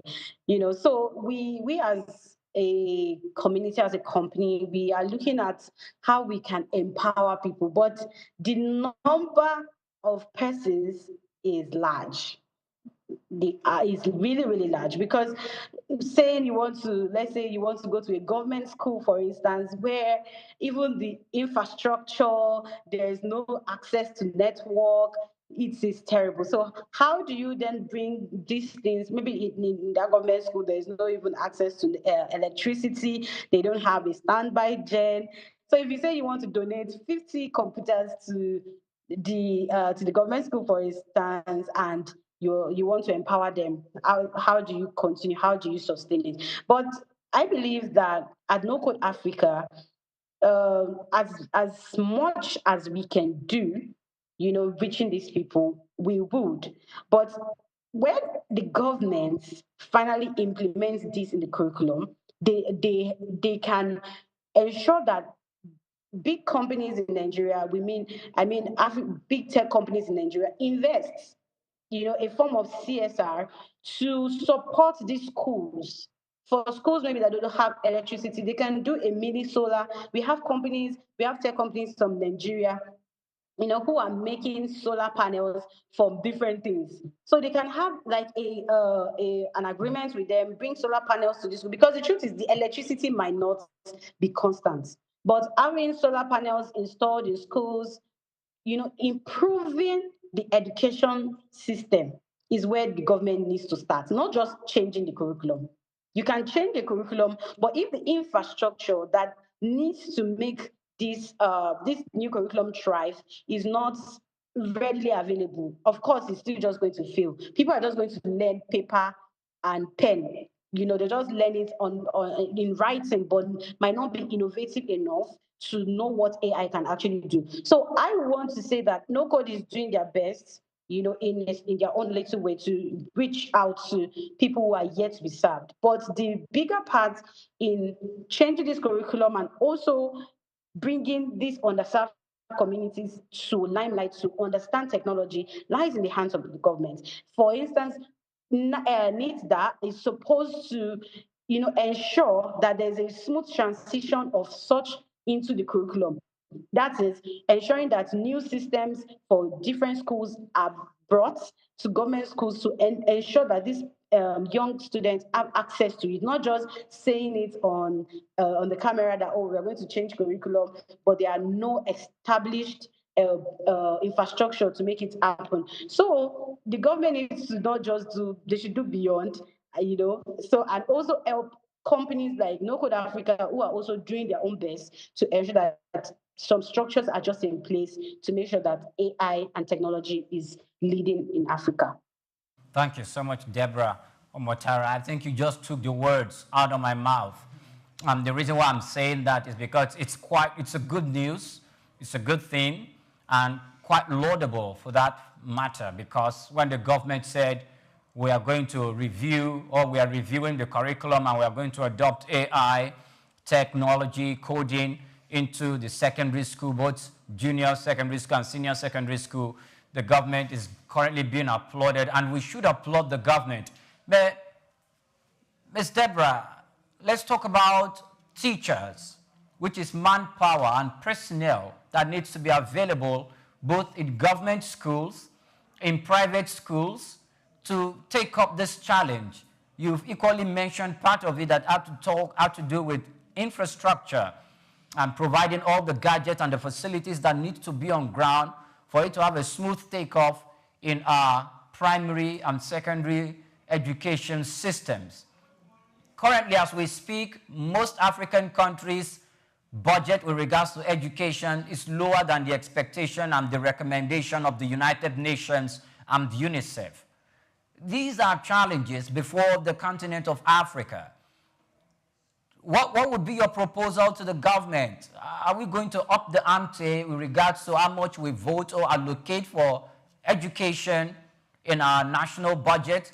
Or what other strategy would you propose that government should take on in order to provide for the shortfalls in terms of personnel, teachers, and every other requirement that we need to start this initiative?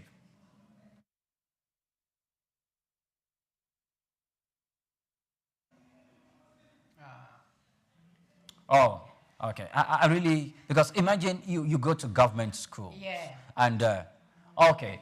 Miss Deborah, did you heard my question? Yes, I got the question. Oh, please go ahead. Okay. Yeah, I say it is the duty of the government to actually provide quality education. It's different from the what we have, in Nigeria. Uh, Honestly, I would say there should be an increase in the allocation for education. But these things, when it goes through the panel, and when most of the politicians and government people that we have, they don't have their kids in this school, so they might not prioritize. Most of them are not. Their family members are not teachers at this school, so they don't see the reason to prioritize quality education, which includes quality personnel and equipment in different schools.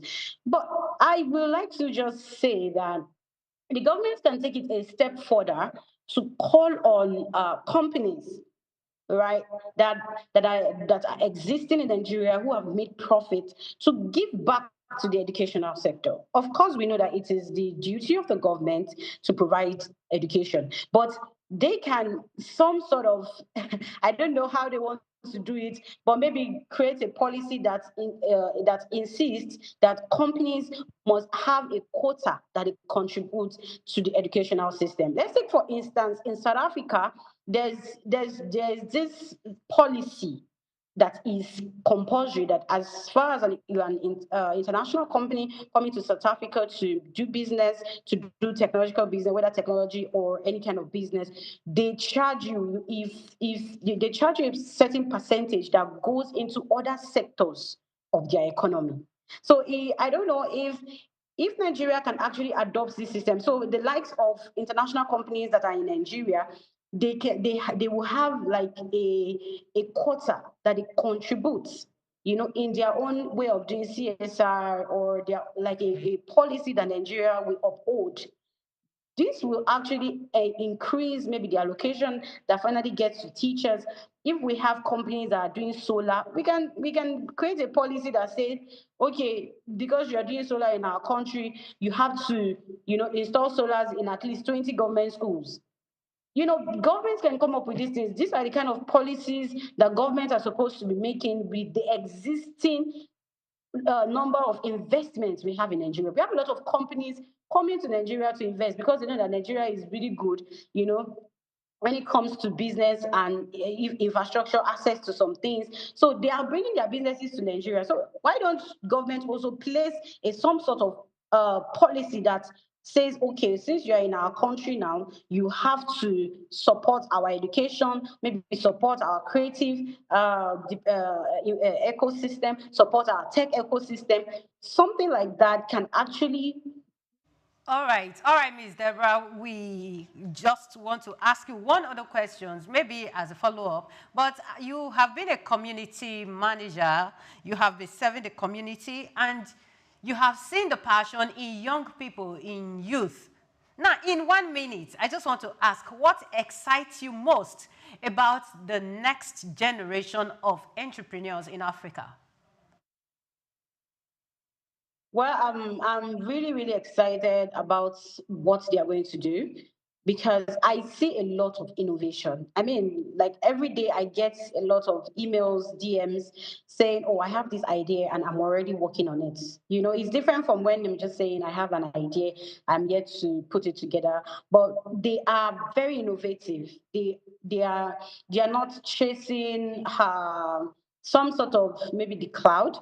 They are chasing real value, providing real solutions. So I'm excited about that. They are problem identifiers, and they are also problem solvers. So I'm really excited about that, and I'm sure that the future is safe in the hands of this tech expert.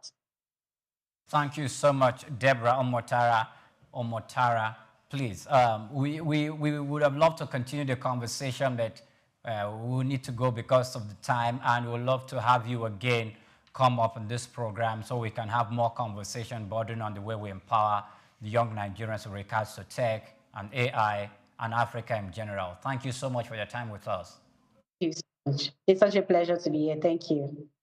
Deborah Omotara is the community manager and coordinator at the No Code Africa, an organization dedicated to democratizing technology by equipping Africa with no-code and low-code tools to build digital solutions. A strong advocate for youth empowerment and inclusion in the digital economy. She focuses on helping entrepreneurs, especially those without technical backgrounds, access opportunities in tech and AI. Thank you so much for your time with us, Ms. Deborah.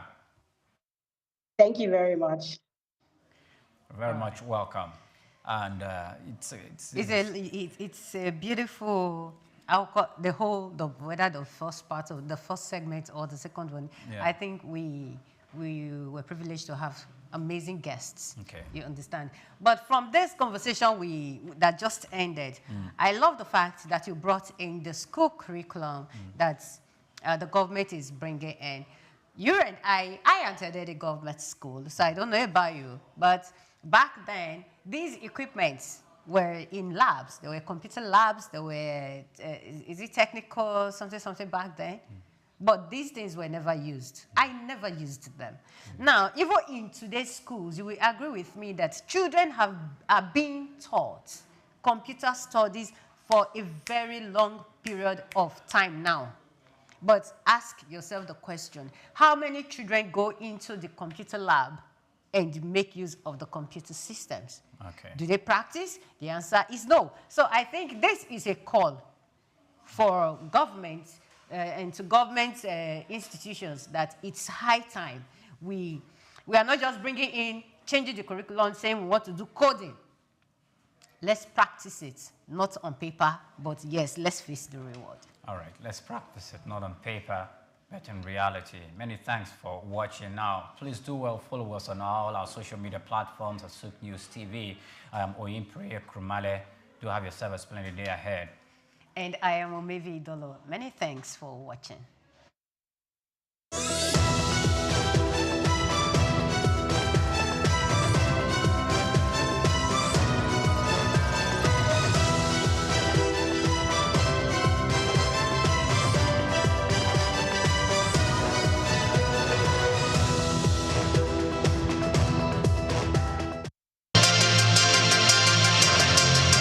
The National Theatre, Igomu,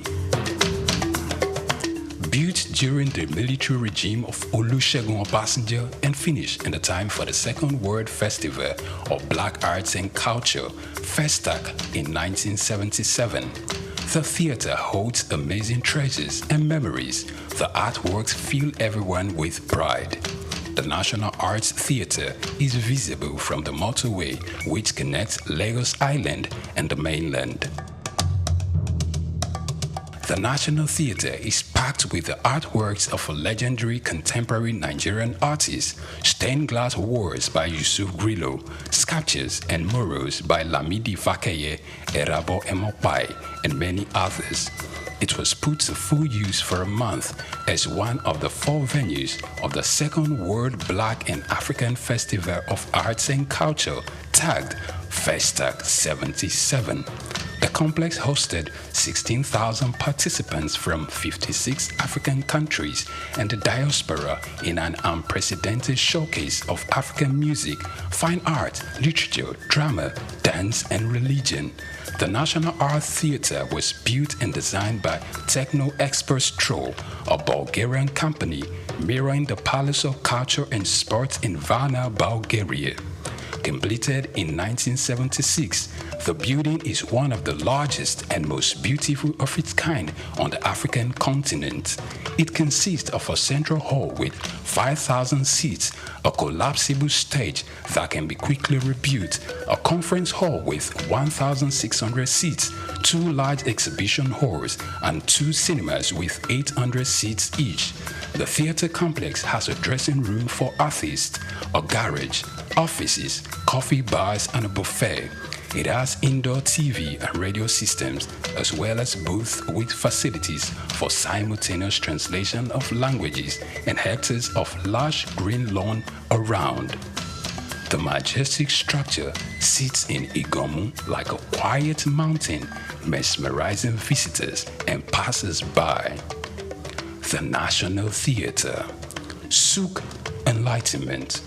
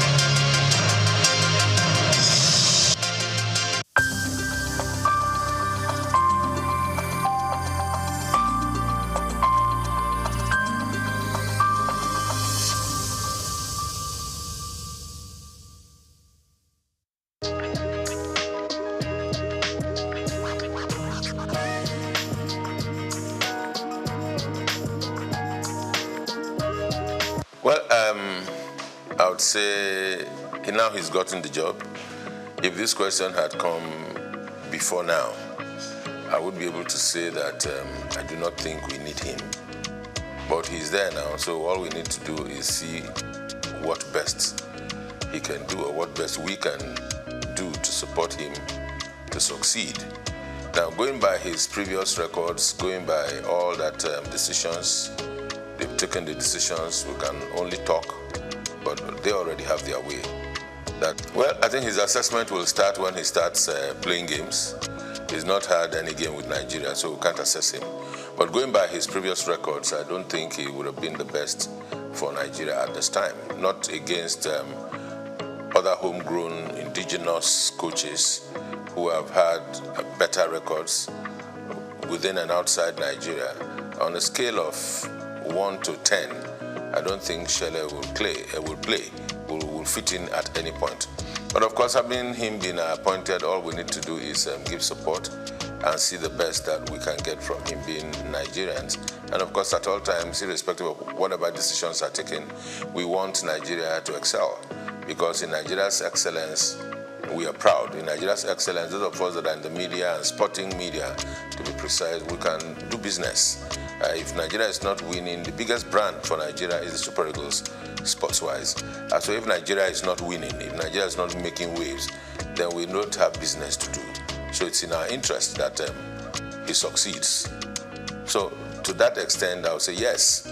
But looking at his appointment, I think it's just a part of the over-politicization of the sporting industry, power show by the immediate past president of the Football Federation, Melvin Pinnick Amaju. Having failed in his 2 terms, continues to transverse the terrain to show he still has power. And of course, he brought Shele. And of course, the Gusau, the incumbent president of the Football Federation, has to listen to his master. So his master's voice, that's what we're experiencing.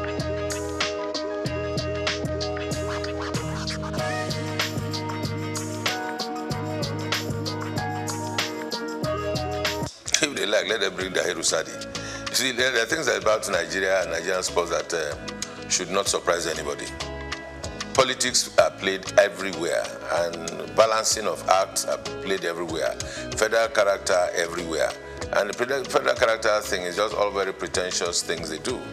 It's definitely not for the interest of Nigeria. Just to show that, okay, we've taken somebody from the south, or we've taken one from the west, or we are now taking from the north. Who will we take in the north? Let's bring Ahmed Musa. He's calm. He'll be able to talk to the players. What is he going to say to the players? He's past his prime a long time ago.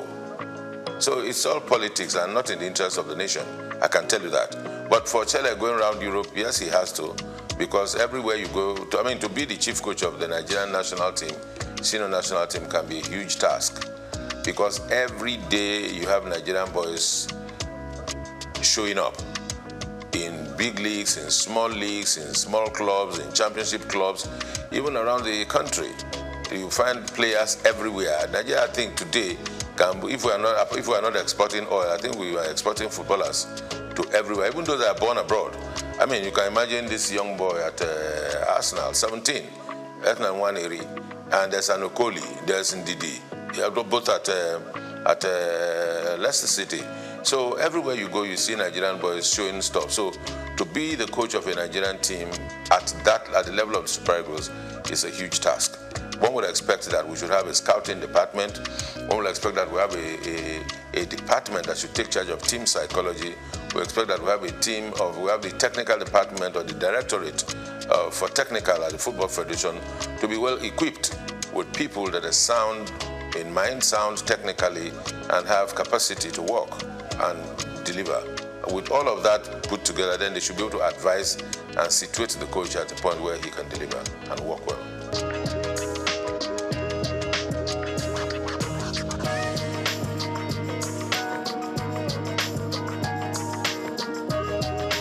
Well, you see, I said yes, because I've been one of those that have always been clamoring that there's need to have a National Sports Commission. Now, having a National Sports Commission that is populated or that is headed by politicians is neither here nor there. It may not take us anywhere. We need to separate our sport. Yes, sports, you cannot do away with politics at some level. But in terms of the administration, in terms of the management, in terms of the execution, there's need to be able to separate sports and politics. In the days where we held sway in sports, where the National Sports Commission functioned effectively, all of those that occupied the position as Director General, as directors in the then National Sports Commission, were professionals. If you recall from the days of Abraham Odia, Awotro Eleya, and of course Isaac Akioye, that laid the structure and foundation for a proper National Sports Commission just after the All-Africa Games, was a thoroughbred professional from the University of Ife. And there are other such professionals all around this country. And you need to ask, if we are not able to seek and give these people jobs and give them tasks to deliver, we always will go look for political loyalists to put in positions so that they answer to us. Politics is just, to me these days, it's more like a window for public relations for political parties and individuals that are into politics to express themselves, or maybe also at the same time also reward loyalists. That's what we find. So in terms of the technicalities on administration and management of sports, in its true sense, we're still very far from it.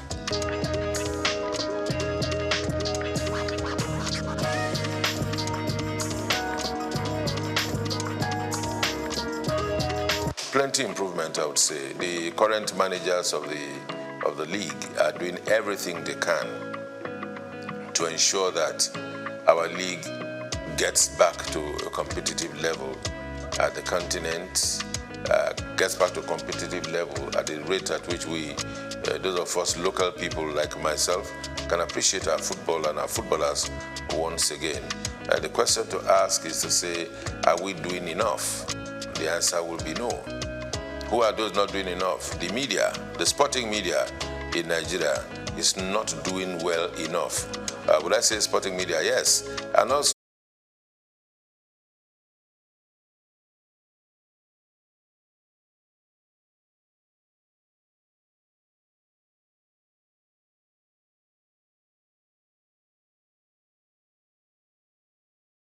significant donations to the Global Fund.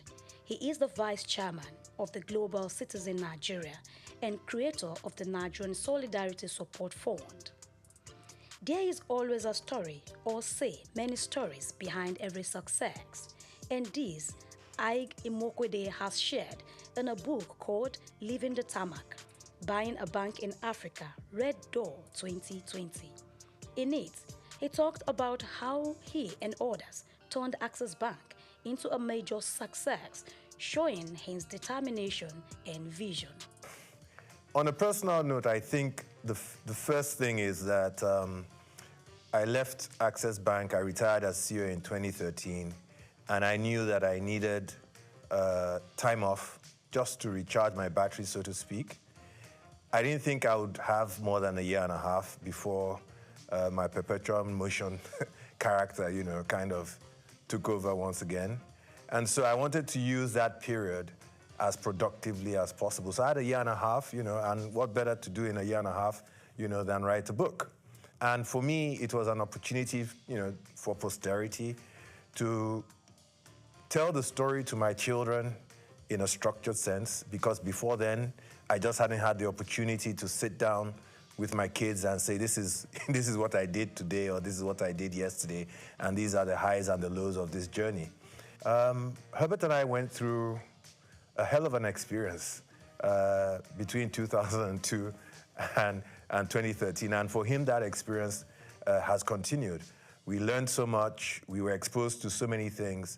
We had really, really great mountains that we climbed. We scaled some pretty high heights and so on. In a sense, it would be very selfish of us to, lock this up in a box and not share it with others, because I think our experience, can be used by any other person who has an ambition to go out there and do, whatever it is they seek, whatever it is they dream about. And so the notion of writing for posterity and recording this period in my life, and probably more important, the notion of preparing a way for others, those are the things that drove me to write the book. Ige Imokwede, former managing director of Access Bank Group, returns to lead Access Holdings, replacing Abubakar Jimo. His return after a decade aims to realize the shared vision of the late co-founder, Herbert Wigwe. Access Holdings PLC, trading under the Access Corp ticker on the Nigerian exchange, began to feel Igboje's progressive impact as its stock value increased by 1.52% following his appointments as chairman. Igboje Ige Imokwede is back again. Ige Imokwede is married to Ofovwe Ige Imokwede and has 4 children, namely Ohiozoje, Aima, Morenike, and Renown. He has been able to balance his family life with his professional achievements, setting an example as a leader and role model to many. He is an ordained minister of the Promised Land Ministry. In the annals of Nigerian business history, his story stands out, showcasing the power of vision, perseverance, and giving back to the community. From his humble beginnings to global recognition, he inspires others to dream big and make a difference. His legacy remains as he continues to make strides in business and philanthropy.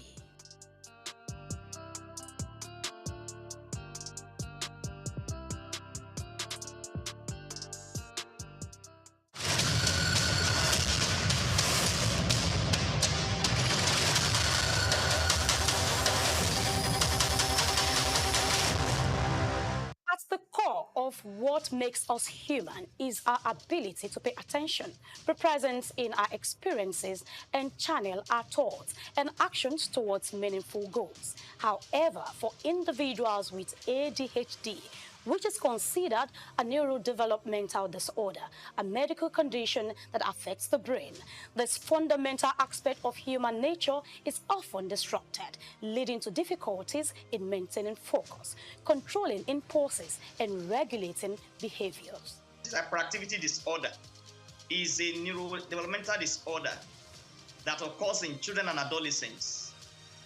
it's a problem that has to do with brain development and the brain function.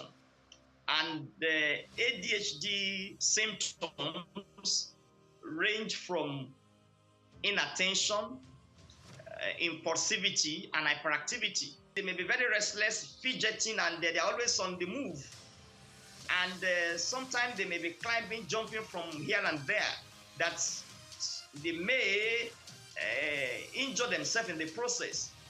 Attention deficit hyperactivity disorder, ADHD, is one of the most common mental disorders diagnosed in children, though it can persist into adolescent and adulthood.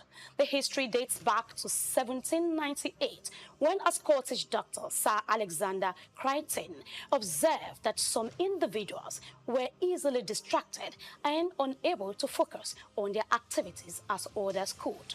He noted that these symptoms often began early in life, which is consistent with what we now recognize as ADHD.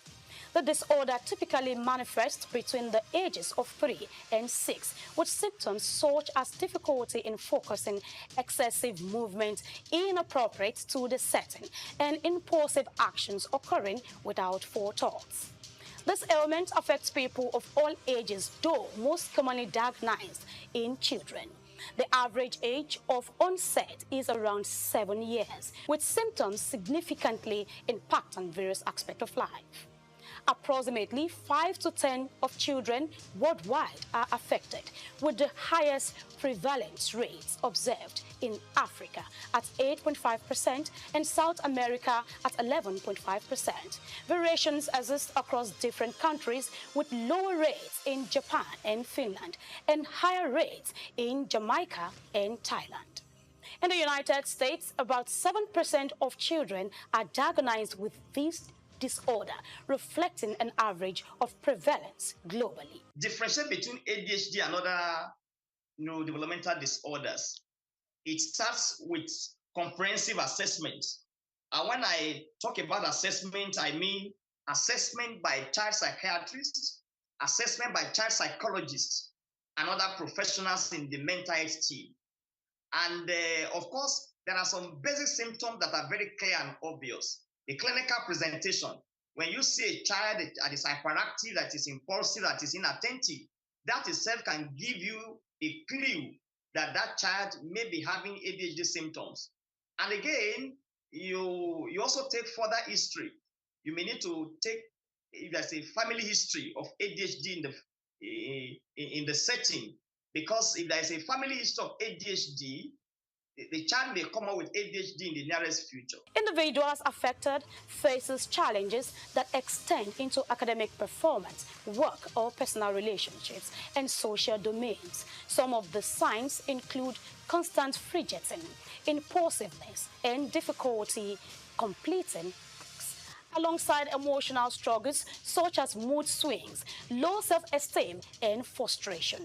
The diagnosis is made following a comprehensive assessment, and you also do some basic psychological investigations, and of course, by combining the report from the child psychiatrist and the child psychologist, you'll be very comfortable to make a diagnosis.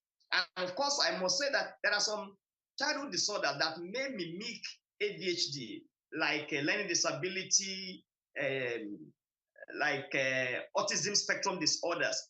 But the symptoms of ADHD are so very, very obvious that when you see a child that is hyperactive and oftentimes restless, oftentimes impulsive and unable to follow instructions, that should give you a high index of suspicion that that child may be struggling with attention deficit hyperactivity disorder. While it's not a physical ailment like a broken bone, it is a real condition that is frequently accompanied by other conditions such as major depressive disorder, anxiety, substance abuse, learning disabilities, conduct disorder, and oppositional defense disorder, which complicates the management and treatment of the disorder.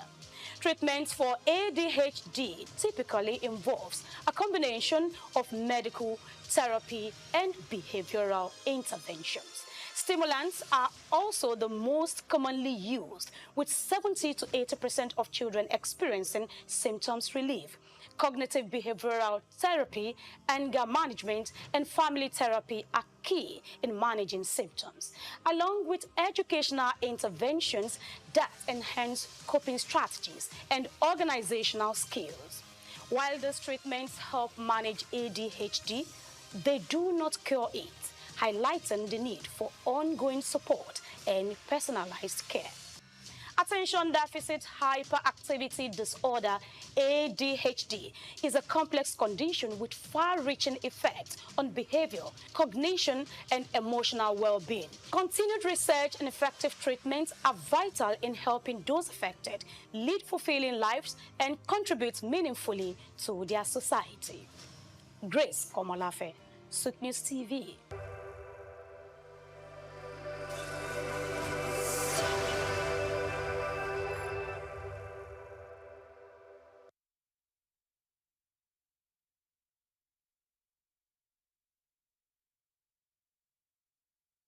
Hello Nigeria, hello Africa.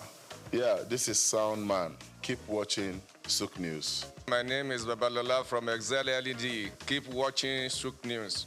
My name is Shepherd Michael Adewale Onofuye.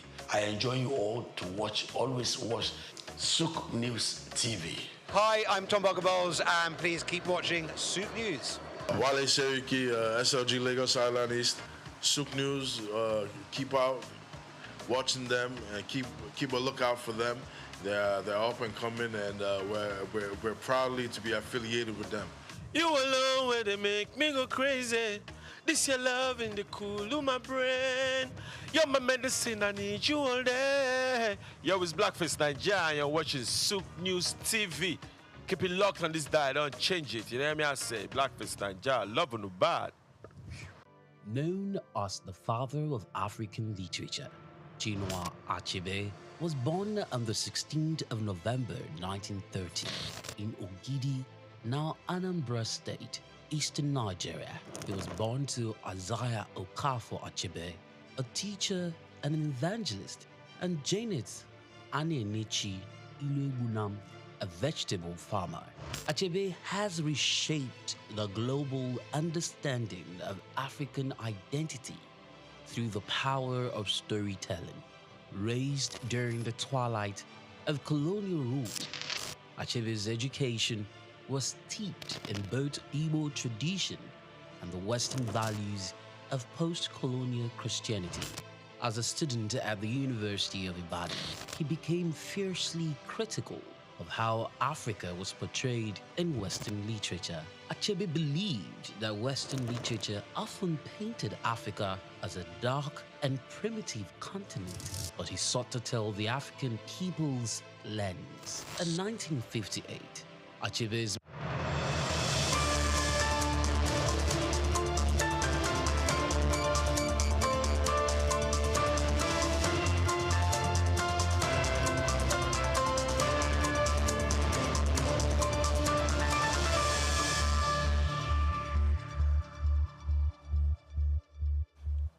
Very good afternoon to you, and welcome to the World News. We are reaching you live from our studios at Souqnews TV. I'm Oyin Priya Kurumale. Let's begin with today's top stories. United States government has announced a $32.5 million package in food assistance to support Nigeria's conflict-affected population in IDP camps. United Nations has suspended a vital humanitarian air service in Nigeria's northeast zone, worsening fears for millions already trapped in a running humanitarian crisis. And Uganda has planned to borrow $400 million from multilateral and commercial lenders to finance agriculture and transport projects in the country. And President Donald Trump's administration asks United States Supreme Court to uphold its contested tariffs once that global trade negotiations are already suffering from uncertainty. And in sports, Super Eagles boast a 23-man full squad to battle Rwanda ahead of the 2026 FIFA World Cup qualifier in Akwa Ibom State.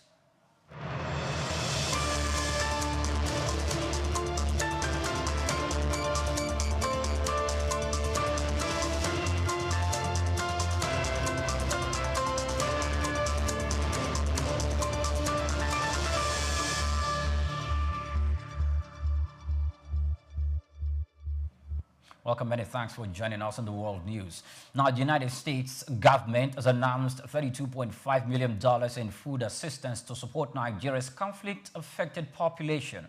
According to a statement released on September the 3rd on its official Twitter handle, the aid package is targeted at internally displaced persons, IDPs, across the Northeast and Northwest region. Now, fewer than 764,205 people are expected to benefit from the assistance, which comes amid worsening humanitarian needs in areas affected by insurgency and banditry. The U.S. has been one of Nigeria's key partners in humanitarian response, consistently providing funding and relief materials to support vulnerable communities and observers. Note that the latest comment underscores Washington's continued concern over Nigeria's security challenges and the toll they have taken on livelihoods, especially in rural communities. Humanitarian agencies said that food insecurity remains a pressing issue in IDP camps, where families face a shortage and malnutrition and limited access to farmland. The U.S. government stressed that the assistance is part of broader efforts to alleviate suffering and promote stability in conflict-prone regions of the country. Now, the Minister of Finance and Coordinating Minister of the Economy, Wale Edun, has said that the National Single Window Project will play a pivotal role in transforming trade facilitation and reinforcing Nigeria's economic stability. He made it known while addressing journalists after the 63rd quarterly meeting of the Nigerian Customs Service Board. According to a statement on Wednesday by the service's National Public Relations Officer, Abdullahi Maiwada, Edu noted that the initiative introduced under President Bola Ahmed Tinubu's administration is designed to unify all trade-related government agencies on a single digital platform. By harmonizing clearance processes and cutting down bureaucracy, the project is expected to make Nigerian trade more efficient and competitive on the global stage. The national single window is also projected to improve transparency, reduce revenue leakages, and attract foreign investment by ensuring faster clearance times and lowering transaction costs for importers and exporters. Edu stressed that the full implementation of the project will be a game changer for trade facilitation and the catalyst for sustainable economic growth. Now, the federal government has unveiled the revised service charter of the Pension Transition Arrangement Directorate, PTARD, introducing a new framework to improve service delivery and enhance accountability in the pension system. The updated document, themed Renewed Commitment to Service Excellence, outlines clear service standards designed to ensure quicker, more reliable, and people-centered services for pensioners nationwide. According to government officials, the revised charter reflects the administration's broader push for transparency, efficiency, and responsiveness in public service. It provides a structured guide for pensioners to know their rights, expected timelines, and available channels for redress in cases of delay or disputes. The initiative is expected to significantly reduce bottlenecks in pensions processing, restore confidence among retirees, and promote a culture of accountability within PTARD. By setting defined performance benchmarks, the federal government aims to deliver a more efficient and humane pension system that prioritizes the welfare and dignity of senior citizens. The Federal Capital Territory Administration has imposed a 5 million naira fine on land allottees who illegally converted residential plot to commercial use in key parts of Abuja, including Ghana, Gimbia, Aminu Kano, and Ademola Adetokunbo streets. The decision followed recommendations by an ad hoc committee set up to review land use and purpose clauses in areas increasingly overtaken by commercial activities. This move comes after the FCT Minister Nyesom Wike on August 8, 2025, inaugurated a committee to investigate controversies surrounding a River Park estate and to review land use compliance across the city. According to the FCTA, the measure is aimed at restoring order, curbing indiscriminate land conversion, and ensuring strict adherence to Abuja's master plan. Officials warn that the affected allottees must comply with the fine or face stricter penalties, including possible revocation of titles. The crackdown signals the administration's resolve to regulate urban development and preserve Abuja's planned residential and commercial zoning structure. Now, the Nigerian Maritime Administration and Safety Agency, NIMASA, has confirmed an attempted boarding of the Malta-flagged chemical tanker Endo Ponitane close to Lome Port, Togo, according to a statement on Friday by NIMASA's head of public relations, Osagie Edward.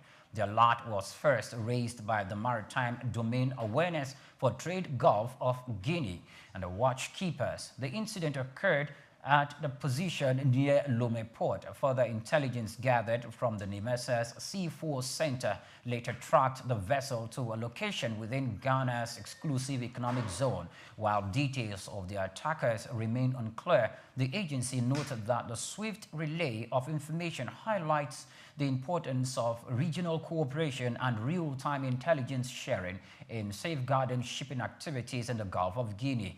NIMASA reaffirmed its commitment to maritime security, stressing that collaborative surveillance and response measures remain critical to deterring piracy and other illegal activities in the region. The United Nations has suspended a vital humanitarian air service in Nigeria's northeast zone, worsening fears for millions already trapped in one of Nigeria's and Africa's longest-running humanitarian crises.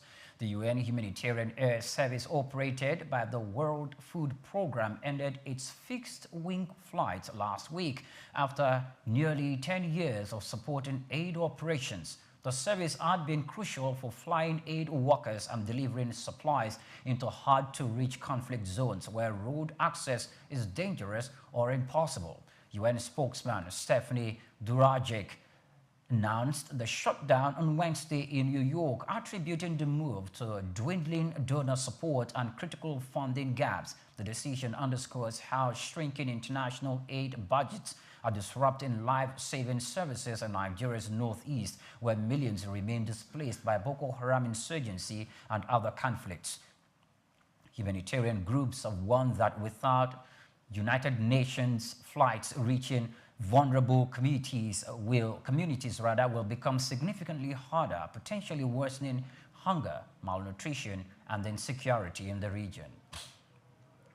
Now, the Nigerian Meteorological Agency, NIMET, has forecast thunderstorms and moderate to heavy rainfalls across most parts of the country from Thursday, September 4 to Saturday, September 6, 2025. In its weather outlook released on Wednesday in Abuja and reported by the news agency of Nigeria, NIMET warned of widespread rainfall activities, particularly in the northern states. According to the forecast, thunderstorms of varying intensity are expected in Yobe, Kano, Jigawa, Bauchi, Adamawa, Taraba, Kebbi, Zamfara, Kaduna, Sokoto, Katsina, Gombe, and Borno State. These areas are likely to witness morning or evening rains within a 3-day period. NIMET urged residents in flood-prone regions to take precautions, stressing that heavy rainfalls may trigger flash floods, disrupt transportation, and affect agricultural activities.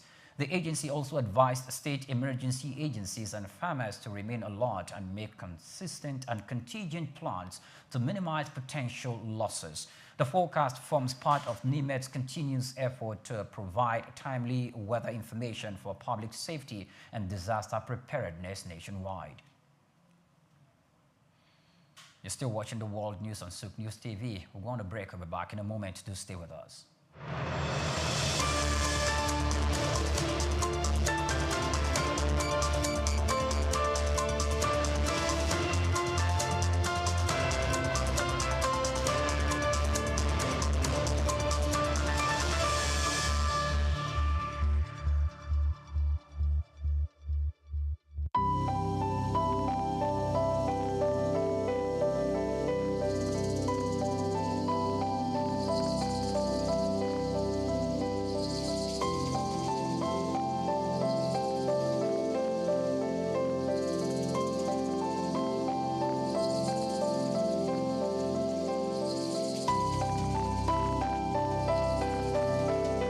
Trafalgar Square, established in 1844, is a symbol of British naval history and a popular cultural spot in London.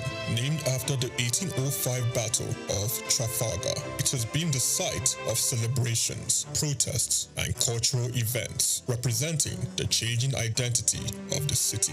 It houses several landmarks, like the Nelson Column, St. Martin in the Fields Church, and the National Gallery. The Nelson's Column, a tribute to a naval hero, is the main feature of Trafalgar Square. Standing 52 meters tall, completed in 1843, it honors Admiral Horatio Nelson's victory at Trafalgar. The column is topped with a statue of Nelson, and 4 bronze panels at its base show scenes from his battles. Surrounding it are 4 large bronze lions added in 1867, symbolizing British power. Iconic part of British culture, not just in its look, but this is very much the sort of centre of London. You know, whenever there's a celebration, a protest, it's a public space that's very important for a lot of not just people that live in London, but for the UK. You know, it's a place where people would congregate. You know, I remember being here all around the 2012 Olympics, but it was very much one of the centerpieces of British culture. Yeah, no, you used to be able to climb on the lions when I was younger, but you can't do it anymore. So there you go, that's progress for you.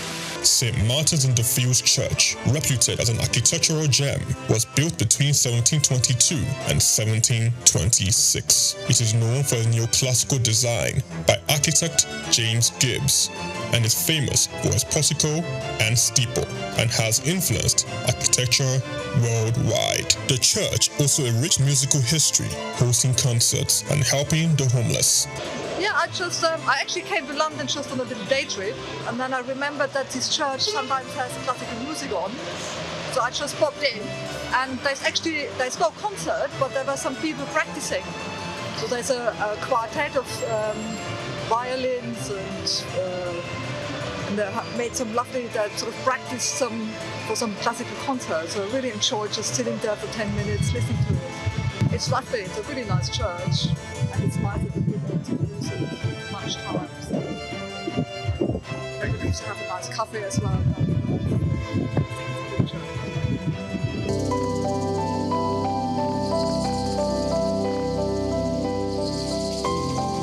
The National Gallery, founded in 1824, is a treasure trove of art. Located on the north side of Trafalgar Square, it houses over 2,300 artworks from the 13th to 20th century, with free public access to masterpieces from major European artists. I'm not really sure. I haven't been through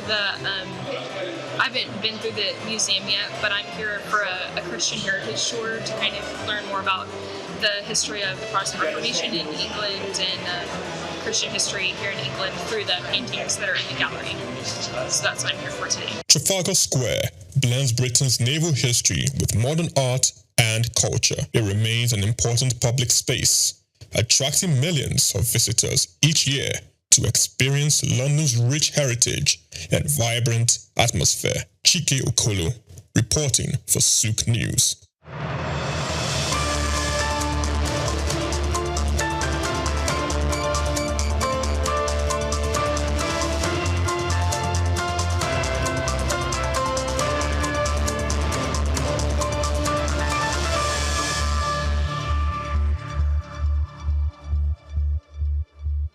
Welcome back. If you just joined us, it's the World News. We are reaching you live from our studios at Souqnews TV. Now we continue. Uganda plans to borrow $400 million from multilateral and commercial lenders to finance agriculture and transport projects, the Ministry of Finance has disclosed. The loans will come from the African Development Bank, the International Fund for Agricultural Development, the Islamic Development Bank, and the Credit Bank Austria, according to State Minister for Finance Henry Musasizi. The bulk of the credit, about $253 million, will be sourced from the African Development Bank to revive stalled constructions on a toll road linking Uganda with Rwanda, Burundi, and the Democratic Republic of the Congo. Part of the funds will also be channeled to new health facilities across the country. The move comes amid concerns over Uganda's rising public debt, which climbed to $29.1 billion in 2024, an 80% increase from the previous year. Critics warn that the high debt servicing costs are straining government revenues, but officials argue that borrowing is necessary to boost infrastructure and drive economic growth. Now, South Africa's sugar industry is facing mounting pressure as cheap imports and new tariffs imposed by the United States threaten earnings and jobs. Farmers in Kwadukuza, a rural region reliant on sugar production, said that the dual challenge has already forced workforce cuts, with some producers warning of widespread hunger and hardship if relief does not come soon. The sector, valued at 25 billion rand and supporting over 300,000 jobs, is being squeezed by low global prices from major producers such as India and Brazil, coupled with tariff-free sugar imports from neighboring Eswatini. The situation worsened when President Donald Trump imposed a 30% tariff on South African goods, eroding the benefits of the United States duty-free quota under the African Growth and Opportunities Act, AGOA. Industry leaders have urged the South African government to secure a trade deal with Washington to safeguard exports, though they admit such negotiations may come too late to protect this year's harvest. Farmers warn that without urgent action, job losses and community suffering will deepen, underscoring the fragility of one of South Africa's key agricultural sectors, according to reports. Now, moving on, Morocco will introduce judicial committees inside stadiums to deal with potential offenses by fans during the 2030 FIFA World Cup, which will co-host with Spain and Portugal. Justice Minister Abdelatif Ouabi said that the move is part of broader judicial reforms designed to prevent conventional courts from being swamped by minor fan-related cases during the global tournament. The committees will be tasked with handling disputes, offenses, and disturbances on site, allowing for swift justice and reducing the backlog on regular courts. Officials believe this measure will ensure order and efficiency as the country prepares to welcome millions of football fans. Legal expert says the Morocco initiative reflects growing recognition that hosting mega sporting events requires tailored judicial systems to address unique challenges. The plan also underscores Morocco's effort to position itself as a capable and well-prepared co-host for the historic 2030 edition of the World Cup, the first to be shared by 3 countries across 2 continents. The Maritime Organization of West and Central Africa has secured scholarships worth $1.3 million from Indonesian government to enhance maritime training for 96 beneficiaries across the region. The agency Secretary General Dr. Paul Adaliku confirmed the development after signing an agreement with Indonesian authorities. He explained that the scholarships would be spread across 2 separate programs with slots distributed among member states of the organization. According to Adaliku, one of the courses is a Training of Trainers program. This designed under the International Maritime Organization Model Course 6.09, which focuses on building the capacity of maritime instructors. The second program will target broader skill development for seafarers, thereby boosting manpower in maritime industry. He noted that the initiative reflects growing international collaboration to improve Africa's maritime competence and ensure global standards in training. The scholarship program is expected to strengthen maritime safety, create opportunities for seafarers, and support the region's effort to tackling manpower gaps in the shipping and port sectors. Now, Japan's tariff envoy Ryosei Akazawa departed for Washington on Thursday to urge United States President Donald Trump to sign an executive order finalizing a tariff agreement announced 6 weeks ago. Akazawa had posted his trip last week, citing the need for further working-level discussions between both sides. However, with negotiations now advanced, Tokyo is pressing for swift action. Speaking to reporters at the Tokyo airport before departure, Akazawa stressed the urgency of the matter, saying it is necessary that the United States issues an executive order as soon as possible to amend reciprocal tariffs and reduce tariffs on automobiles and automotive parts.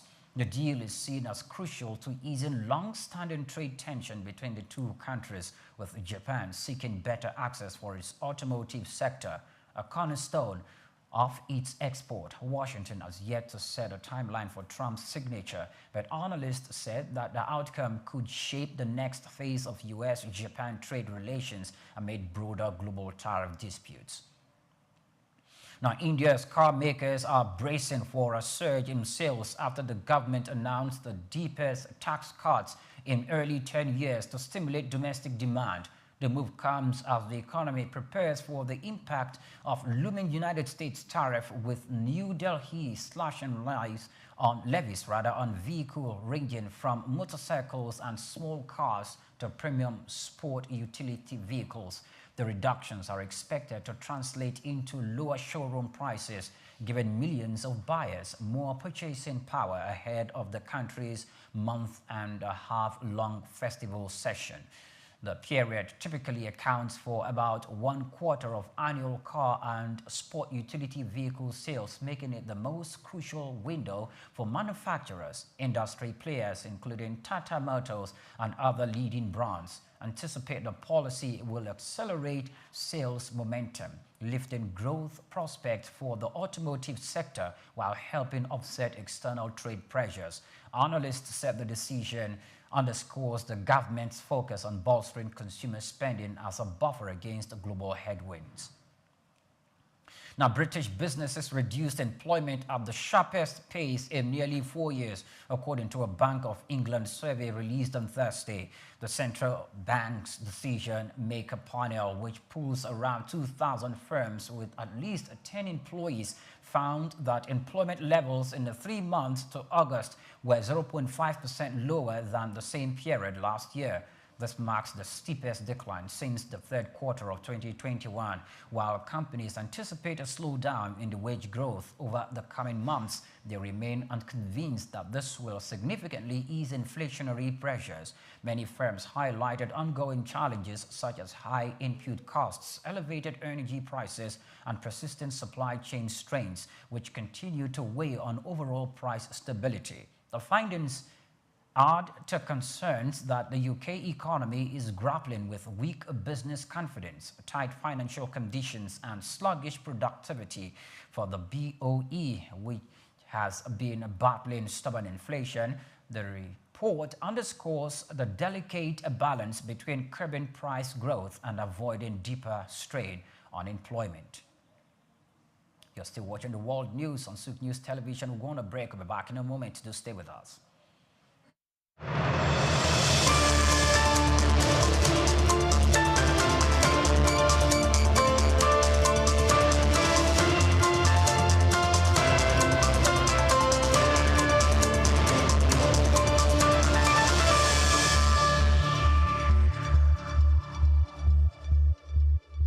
The Trump administration has once again thrust U.S. immigration policy into the global spotlight with the recent announcement of a new voluntary self-deportation program that offers a $1,000 stipend to undocumented immigrants who agree to leave the country on their own. This incentive-based strategy is a calculated shift from the traditional, more aggressive deportation measures and is already stirring debate among policymakers, immigration advocates, and the public alike. The program, introduced in early May 2025, is being implemented by the U.S. Department of Homeland Security. It allows undocumented migrants to register for voluntary departure using the CBP One app after which they will receive a government-funded flight and a $1,000 stipend upon confirmation of their exit. Homeland Security officials argue that this move is designed to save taxpayers significant amounts of money. According to data provided by the DHS, a forced deportation process costs the government an average of $17,121 per individual. In contrast, the stipend program is seen as a cost-effective alternative that also reduces the strain on overcrowded detention centers and court dockets.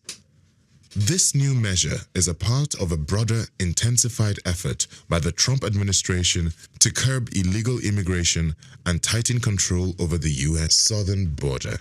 Since returning to power, President Trump has reinstated several policies from his first term, while introducing new ones aimed at deterring undocumented migrants. Deportation numbers have surged, with nearly 66,000 individuals removed from the U.S. within the first 100 days of his new term. Family detention centers, once heavily criticized for their impact on children, have been brought back into operation, while legal aid for unaccompanied minors have seen severe cuts. These developments come at a time when the United States is experiencing a historic high in its foreign-born population. As of 2023, nearly 47.8 million immigrants were residing in the U.S., with an estimated 11 million of them undocumented. Many of these individuals have lived in the country for over a decade, raising families and contributing to the economy. Immigrants, regardless of status, are a vital part of the U.S. labor force, contributing billions in taxes and significantly shaping industries such as agriculture, construction, and caregiving. Critics of the $1,000 self-deportation offer argue that the program may oversimplify the complex reasons behind undocumented migration. Many of those targeted by the program have deep roots in the U.S., including U.S.-born children, community ties, and long-term employment. Human rights organizations warn that such policies, while less aggressive on the surface, may pressure vulnerable individuals into making life-altering decisions without legal representation or full knowledge of their rights. There are also concerns about the ethical implications of offering monetary incentives for departure, particularly in cases involving asylum seekers or those fleeing violence. From a strategic standpoint, the administration insists that this approach is a practical way to reduce the migrant population without resorting to mass raids or extended detentions. Supporters say it offers dignity and a choice to undocumented migrants while protecting national interests. However, immigration experts question the actual effectiveness of the program, noting that similar efforts in the past have yielded limited results. The offer of $1,000 may not be enough to motivate individuals who have risked everything to seek better lives in the United States. The debate around this policy underscores the broader tensions within American immigration discourse, balancing border control and national sovereignty among humanitarian obligations and economic realities. With the 2026 midterm elections approaching, immigration remains one of the most polarizing and politically charged issues on the national agenda. In the wider global context, policies like this could set a precedent as other countries monitor the U.S. approach, especially those in Europe and parts of Africa facing rising migration numbers. Questions around voluntary migration, incentives, and state-led deportation policies are likely to spark wider international debates. What remains clear is that the Trump administration's latest move is not just a domestic policy. It is a bold, controversial experiment in reshaping the global migration conversation. I am Moyosore Adibi for Souqnews TV.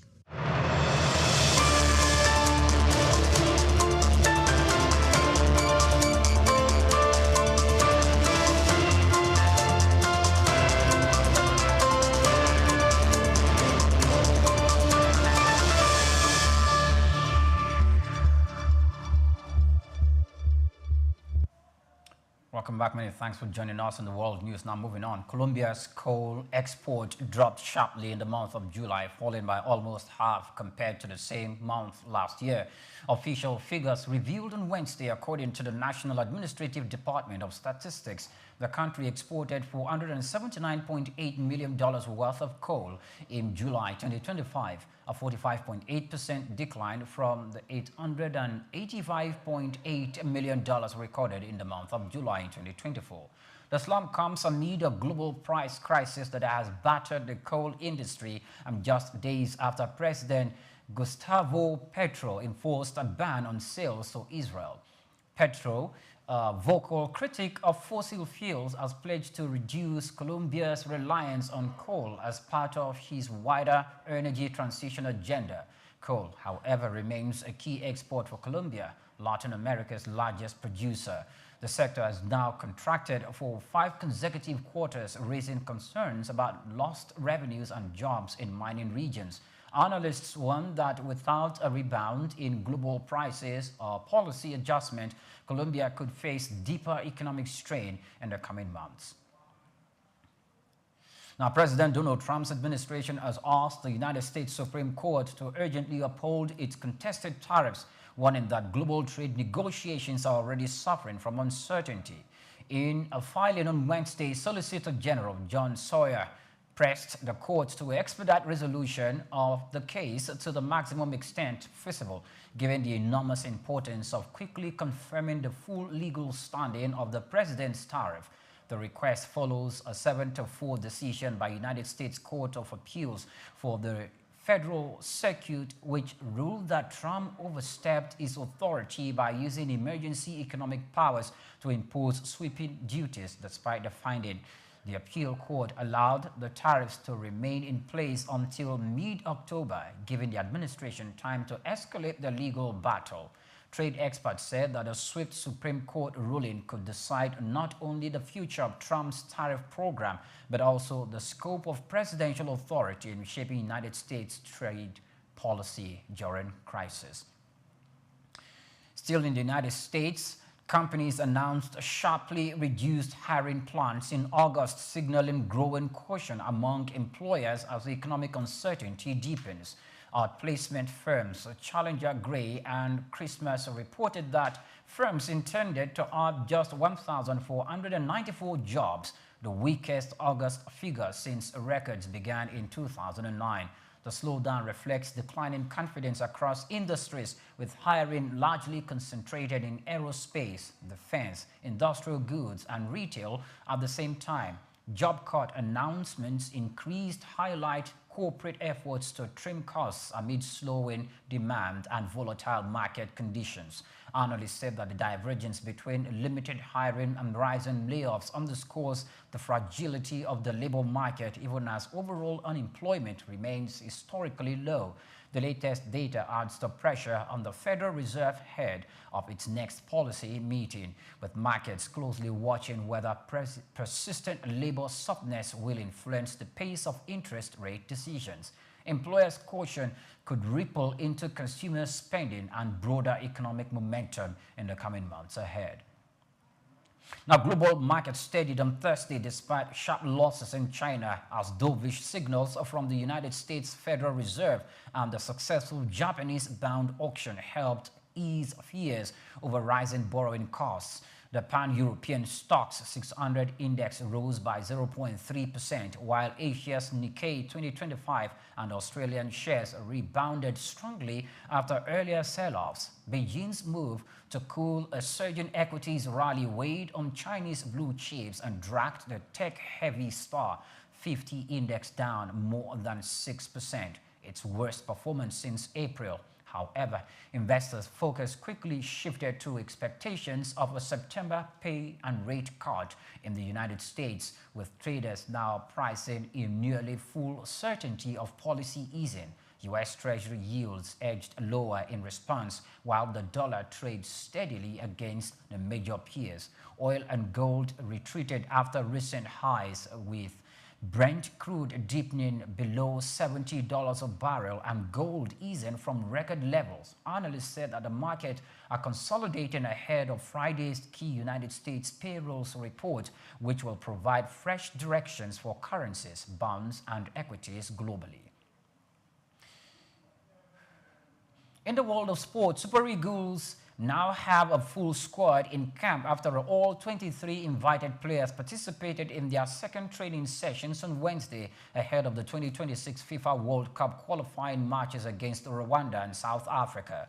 The camp, which opened on Monday with only 3 players, saw the numbers grow steadily. By Tuesday, 15 players had joined, with goalkeeper Stanley Nwabali arriving before midnight. Ademola Lookman and Cyril Dessers also reported on the same night on Wednesday. The squad was finally completed with the arrival of Samuel Chukwueze, Tolu Arokodare, Raphael Onyedika, Christianus Uche, and star striker Victor Osimhen, with the full roster now in place. Head coach Eric Chele is expected to intensify tactical preparations for the crucial qualifiers. The Super Eagles will first face Rwanda before taking on South Africa as they bid to secure an early advantage in their World Cup qualifying campaign. The confidence remains high in camp as the team looks to deliver strong performance in the double-header. Still in sports, Celtic boss Brenda Rodgers has tipped a new signing Kelechi Iheanacho to become a fan's favourite after completing a free transfer to the Scottish champions. The 28-year-old striker, who left Sevilla just a day earlier, signed a one-year deal which Celtic hours before the Europa League registration deadline. His arrival eased growing concerns among supporters over the club's failure to secure a striker before the close of the transfer window. Rodgers expressed confidence in the Nigerian forward, recalling their time together at Leicester City, where Iheanacho impressed under his guidance. The manager believed his technical ability, work ethic, and eye for goal will add depth to the squad and bring excitement to Celtic Park. Iheanacho now has the chance to reignite his career in Scotland and prove his worth on the European stage, with Rodgers insisting the striker has the mentality to deliver big performance for the club. Now that's a wrap on the news, but before we go, here's a recap of today's top stories. United States government announced a $32.5 million package in food assistance to support Nigeria's conflicts-affected population in IDP camps. Still, the United Nations suspended a vital humanitarian air service in Nigeria's northeast, worsening fears for millions already trapped in a running humanitarian crisis. And Uganda has planned to borrow $400 million from multilateral and commercial lenders to finance agriculture and transport projects in the country. And President Donald Trump's administration asked the United States Supreme Court to uphold its contested tariffs once that global trade negotiations are already suffering from uncertainty. And in the world of sports, we did told you that Super Eagles boast a 23-man full squad to battle Rwanda ahead of the 2026 FIFA World Cup Championship and qualifier in Akwa Ibom State. Many thanks for watching. Do well to follow us on all our social media platforms at Souqnews TV. I am Oyinpriye Krumale. Good afternoon to you.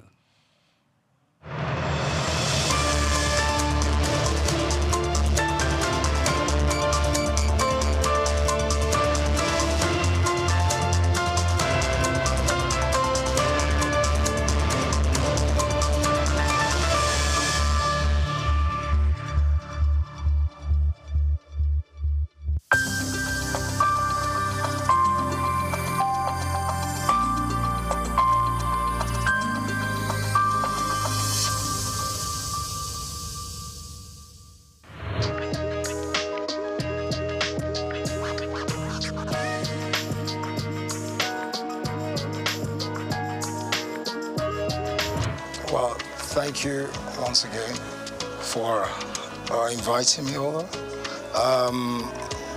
What would I say? Just doing a lot of wonderful things all over the world, working towards development of humanity in the areas of most especially sports development football management, football administration, and other businesses I'm involved in. So that's what I've been up to.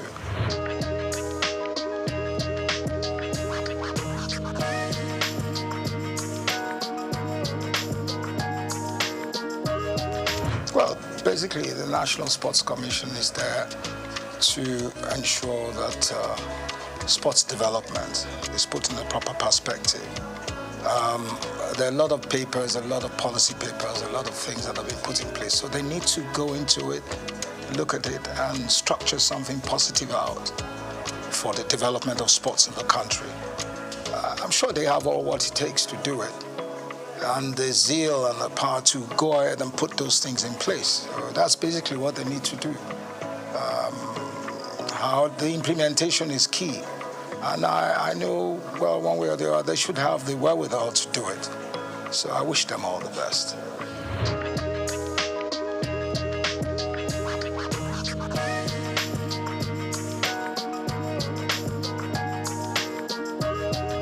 Well, you see, I don't like criticizing. I think I've gone away from areas of criticizing, but the standard of the league is very poor. And they have to put all efforts together to improve on the league. Also, the technicalities of the game, the manpower. We have to, we're still doing what we practiced 15 to 10 years ago. So it's not changed. So all those things have to change. We have to go away from the mediocre ways of running the game and putting more investment in development of the game itself. In the clubs have to be, it's so sad that we in Nigeria prefer to watch the Premier League compared to the Nigerian Premier League. It's a sad story. I remember 40 years ago, you could go to the stadium and watch our local, amateur league, and there were standards. So there's no reason why we can't bring that back. It's the wherewithal, the willpower to do it, and the stem from, having to go away from the area of mediocrity, where we bring in professionalism. We have the people that can do it, without any doubt. But for the system to allow them come in and do those things is another question. How that is going to be done, we've talked about it for many years, but nothing has been done about it. I pray and I hope someday they'll put up the proper perspective and the willpower to do those things.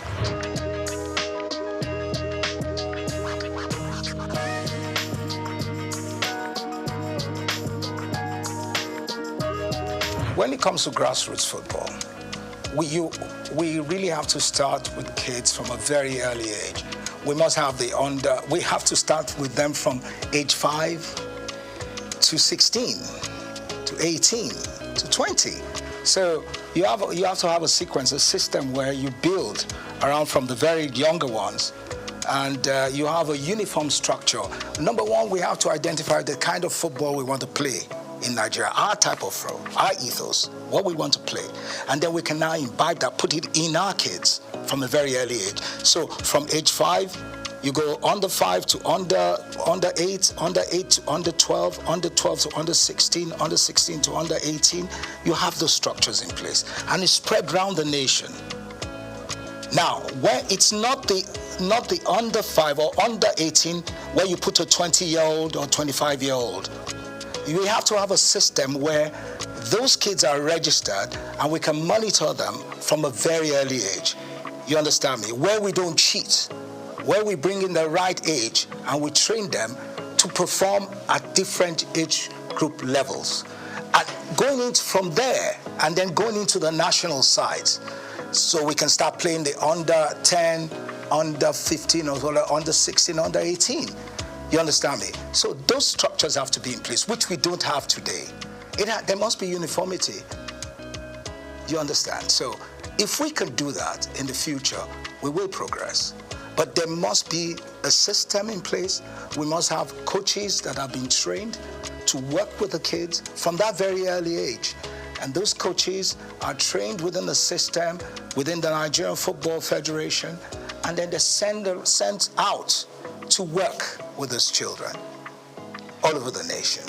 The football academies we have today are only out to sell players. You understand me? So what I'm saying here is where we have, I'm not saying academies shouldn't sell players or not. Those players in the academies, if we have uniformity, should be playing in the league. And then we must have a cap where we say, look, until you're a certain age, you can't leave the country. You must play in that league because we've invested in you.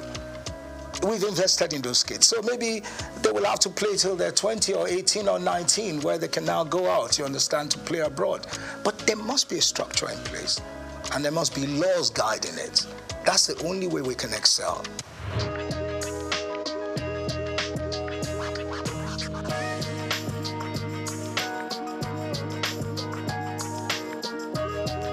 It also goes to it also goes back to what I've been saying. The girls, the female team in Nigeria today, I believe the girls, I call them girls or ladies, are the ones that will ever win the World Cup first. They got the capacity, they got the women football, they can win the World Cup. They've got what it takes. But then it now goes back to our attitude and the corruption in the system. You understand me? If you allow the other girls from a very early age develop, and you have the same system I'm talking about, that cap of under 5, under 8, under 10, and you structure and you do it continuously in uniformity, we will be world beaters. We will win the World Cup at any given time because the women have got the grit. They pick up very faster than our men. They tap the balls. They are more technically better, within that range. So, but it's for us to develop those things and to take away corruption.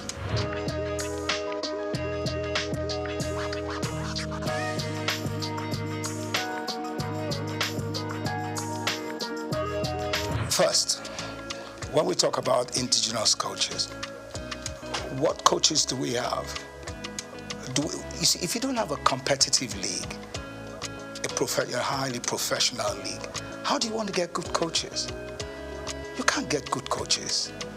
The coaches, it's not that we don't have the capacity to build good coaches. We have a lot of talents in this country that can be world beaters, that could be top coaches. I talk to young stars. Young stars will talk to you about the technicality of the game. They're very bright. Even my son, when he talks to me about football, I think he knows the game better than I do today. The technicalities of the game, you understand me? The formations, how players play back and forth. It's because you've given them the exposure. And we need to give our young stars that exposure. We need to develop them. That's what we're not doing. We have to invest in them. But for now, we have not done that. And what we're doing today is those bunch of coaches we have are not good enough to run the national team at that level of competition.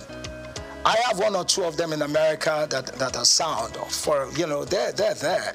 But how many of them can you bring into the system? You understand me? Our local coaches, we need... National Institute of Sports. Now, please, let's forget about the National Institute of Sports. That, I use a word, it's been alamalized. That's a very poor system. It has nothing, we have nothing there. I'm serious. I'm not running anything. Our National Sports Institute is a disgrace. So we shouldn't be talking about that. Yeah. If you want to talk about a National Sports Institute, then you go to Australia and other countries and you see what it is. You see the standards. We don't have those things. Ours is archaic. Is it beyond redemption? There's nothing beyond redemption. It can be, we can work on it. We can develop it. We'll just have a time frame, walk around it. See, there's nothing we cannot do in this country. We got everything possible to do it. It's the wherewithal.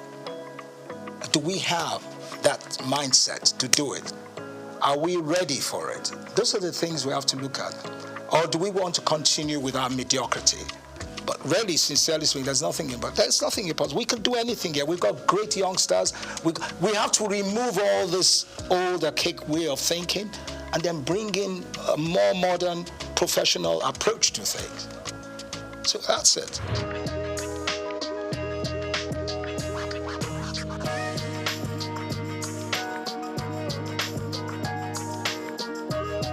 The media is one of the most corrupt anyway, I'm sorry to say. The sports media and all that, the sports writers.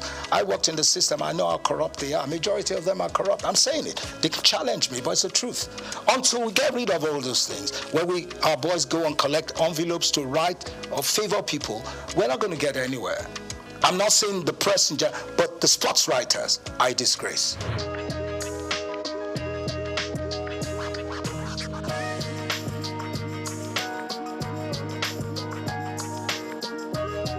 See, the supporters club is not going to do anything or develop football. This is just to travel, get things. Oh, it's fine.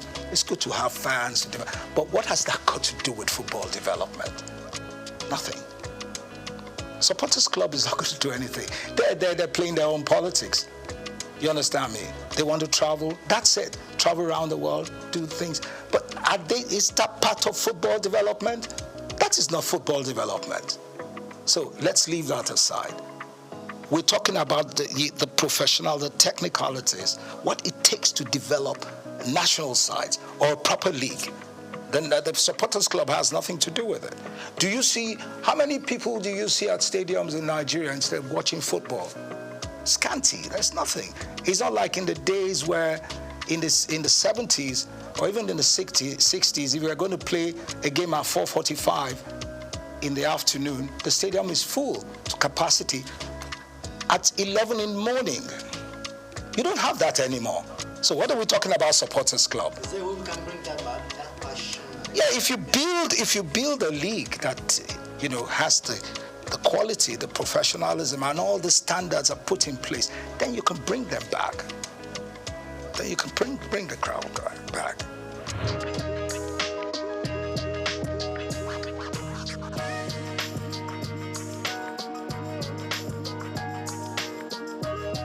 I think it's very unfair to call it lesser sports. All sports are tops. Yeah, it's very wrong to call them. They're top sports. Basketball is tops. Athletics is tops. It's very wrong. I think it's very unfair to call them lesser sports.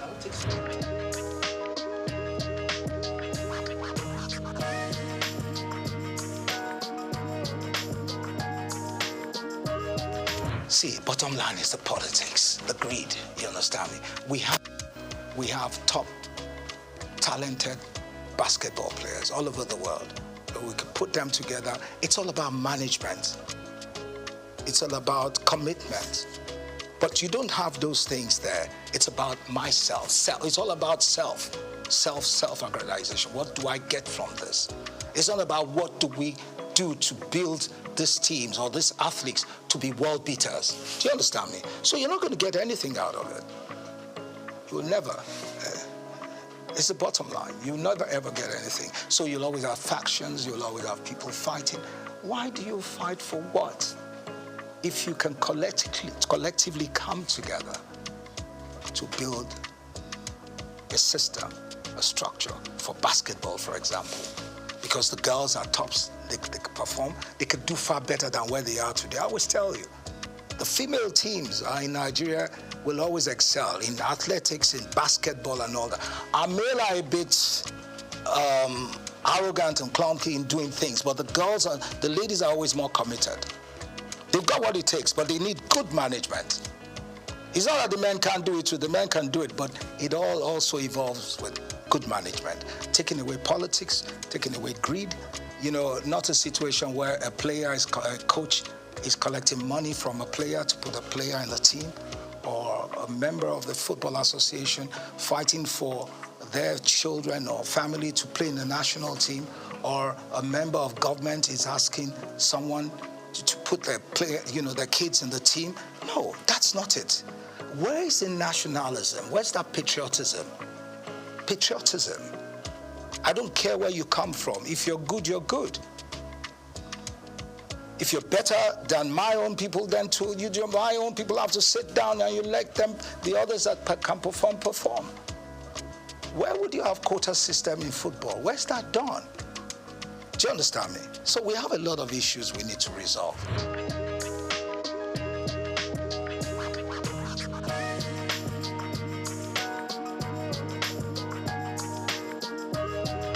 Well, what do you expect? The athletes themselves are far more successful and and far more exposed than the administrators. So the administrators obviously are always envious of those ones, and they make life difficult for them. Do you understand me? Where you have people that are not competent enough running a system, people that are not exposed, that haven't got the professional ethics to run the thing, that's what you get. Then the greed aspect, which is a standard norm for us in this country. Greed. Where people believe athletics is only, you being a member of the Athletics Federation is all about traveling. You understand me? He wants to travel, she wants to travel. She wants to be in the, what do you call them, in the group of people that are going away. See, you can never get no results. They're all fighting to get something. And then they don't care about the athletes. They want to be in a delegation that is going to travel. Do you understand me? So that's basically it. They're not interested in the development. They haven't got the zeal. You understand me, sir? So once you don't have those things, you can never get anything right.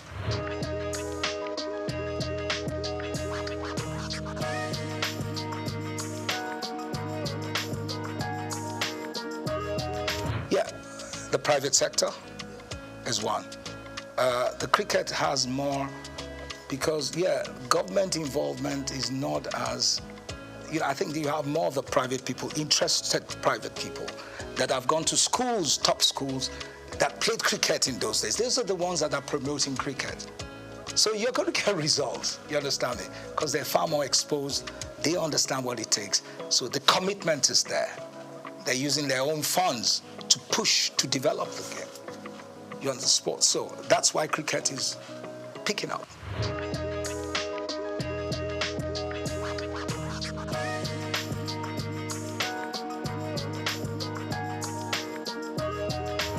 Oh, you mean the National Sports Festival? I think for now we don't really need that. We need to do more with the private sector. I think the new chairman of the National Sports Commission, he seems he's an exposed person. I think he's got to sit right and see how he can profile solutions to these things and change the course of. He's got what it takes to do it. He just has to come out of that shell, come out of that darkness. I'll call it darkness, come into real light. I think he has it. But National Sports Festival, I don't think we're ready. We really need that now. We need to do more with youth development programs. You see, a National Sports Festival in those days was more interesting because you had more schools, inter-school sports. And that is where the best athletes came from. We don't have that anymore. So first we need to build the school sports, schools, athletics and all that, build it to a standard and then go into national sports festivals. For now, we don't have that. And I think the National Sports Commission has to look into that, how they can work with the Ministry of Education and see how they can build that again. School sports. That's where you get the best. In those days, the best athletes. We knew those that will run, that will actually participate and run for Nigeria. We knew the ones that will do high jump, long jump, triple jump. We knew them, both female and females, from secondary school. You don't have that anymore. So where did they come from? Nowhere. So you have, like in those days where some schools will go and get mercenaries, pay for them to come and run. That's what you get today. So it's corrupt. Now, the Sports Commission has to work on that. It has to change it. And I know they can do it. They just need to sit back and look at how they will change the course of things.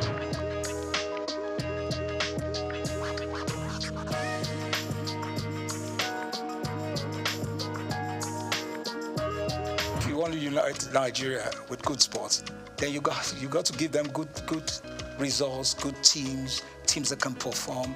You understand me? In the process of winning competitions, or they have a team, or they have teams that have got the quality that can move the nation, then you unite. Everybody wants to watch good football. Everybody wants to see a great athlete running. You want to see a good high jumper performing at the best. When you see that, it draws everybody together. If you have a good national team that plays excellent football, look, Nigeria, when you look at our team, the 94 team. We were the 5th in world ranking. You were talking about ranking, which I don't really. When we really had a good ranking, we were number 5 in the world. The 94 team was number 5.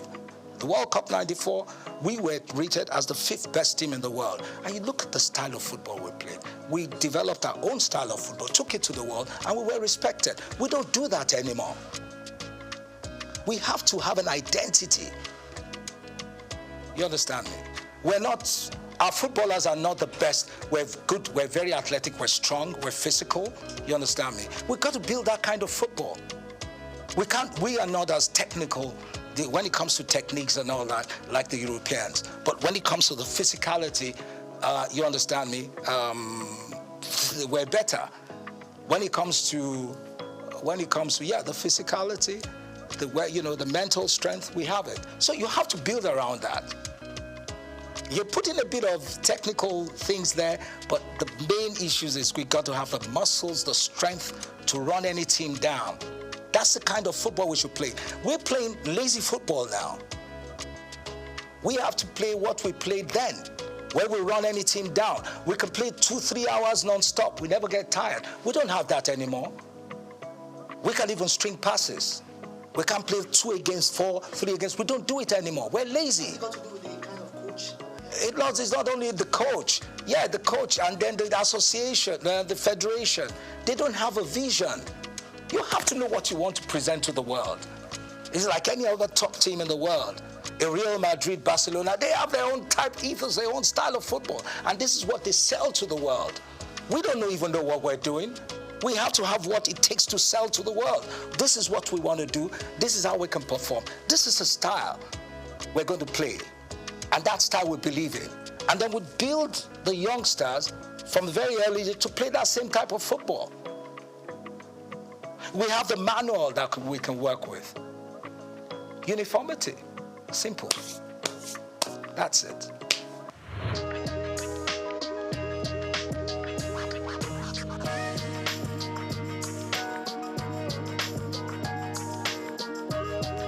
No, it's individual and the corporate organizations. They're not doing enough. Everything can't just be government. Today, you don't even have Nigerians pumping money into sports like they used to do that. I'm sorry, I don't want to digress, and I don't want to say what my father did. I'm not promoting my family, but I knew how he invested millions of dollars building the national teams. Yeah, his personal funds. You don't get those things anymore. Do you understand me? You have to see the '94 team was done outside the outside government. It was done by individuals. That was why we were successful. But you don't have those things anymore. You just have a bunch of greedy leaders and greedy individuals or corporate bodies. It's all about them and their family. They're not giving it. So how do you want the kids to perform? How? All the kids are out there wasting away. We've got great talents in this country, but they're wasting away because we're not helping out. We're not encouraging them. We're not building structures, institutions where you can build those, you can develop those kids. Yeah. So they're on the street doing yahoo, doing all sorts of stupid things. Yeah. Because there's no competition. There's nothing to draw their attention. You understand me? Until we do those things, we can never ever change. We can't get it right.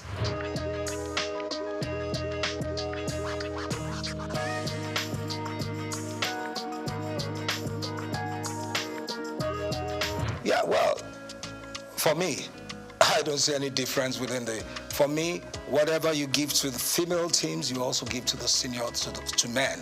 Because our team, our female team, at the world ranking today, we're tops, we're recognized. So you have to also allow, but for men, anywhere in the world, men always have an advantage. But doesn't mean the disparity should be so much.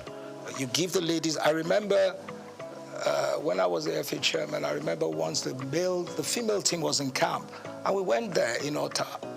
When we found out what they were earning, it was disgraceful. They couldn't buy their, I'm sorry to say that, what you ladies use, your pads, you couldn't even buy it. I had to tell them, these are women. Why are you treating them like rubbish? They have to be looked after. Because they're going to need more of those systems, because you have more wastage than men. Don't let me go into what I'm saying, but I understand. So the women have to be well taken care of. Yeah, simple. So you've got to give them what it takes. Strike a balance. You have to strike a balance.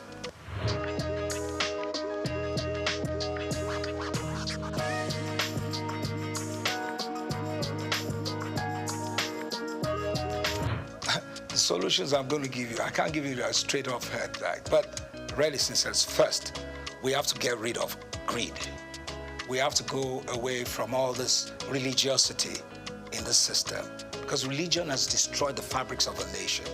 See, being a Christian or a Muslim or whatever doesn't mean you've got to cheat people or lie to people or not show love. You understand me? Or the religious, when I come to religion, the churches, the institutions we have today are not developing education. There must be uniformity in education. They're not developing education. Education is key. But you know what we have today? Half-baked educated youths. Half-baked. And that's the worst you can ever have. And that is key in anything we do. First, to have good leaders, well-structured.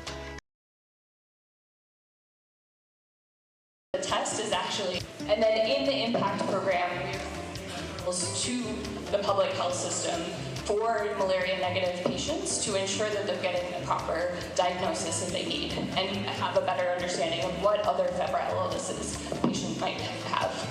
Next slide, please.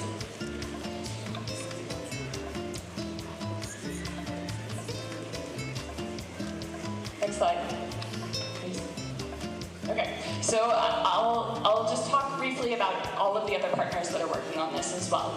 So we are working closely, of course, with the Lagos State Ministry of Health, which envisioned this work and brought us in to support on this, with NMEP, which is overseeing the work and providing technical oversight, with WHO, which is providing, again, technical support and facilitation, and then importantly with our private sector partners as well, so PCN, which is doing quite a bit of the regulatory oversight and ensuring the quality of care in a pharmacy setting, with SFH, which is enabling the supply chain, and then of course with LASHMA, which is to go quickly into the final results on why this is improved quality of care. Oh, okay. Sorry about that. So the work is providing network expansion, innovative financing, integrated health systems, supply chain resilience, comparative research, and regulatory reform, leveraging all of these different partners that we've mentioned to ensure that patients are able to access quality care and that the data is being provided back to Lagos State to help improve regulatory support, policy, and other things. I've mentioned the partners that we have here already, but we're very grateful for all of the work that they are providing to ensure that there's quality of care in the private sector. And then finally, one final slide. To reinforce what Dr. Wellington said earlier, the work that is being done is also to be supporting with testing, understanding the difference between rapid tests and microscopy, to support on policy reform to ensure that rapid tests are always done before treatment for malaria in Lagos State. Thank you all so much, and we're very excited to be a part of this. Thank you very much, Dr. Jessica Venon, the CEO, Maisha Mens. Ladies and gentlemen, taking us further, Nina Obunafo. Thank you very much. Thank you very much, sir. Your Excellency, sir. We're very happy that this is happening today. So just permit me to do something unique in terms of our focus for malaria control in Nigeria. To do this, I will call on Dr. Dao, Country Director for Zelda. We're going to have the Honorable Minister being tested for malaria. Okay, Honorable Minister, please. Thank you very much. This is showcasing the main focus for malaria control in Nigeria, which we refer to as the 3 T's. Your Excellency, the first T stands for tests. We cannot overemphasize or we cannot underscore the importance of that. The second T, sir, is for treatment.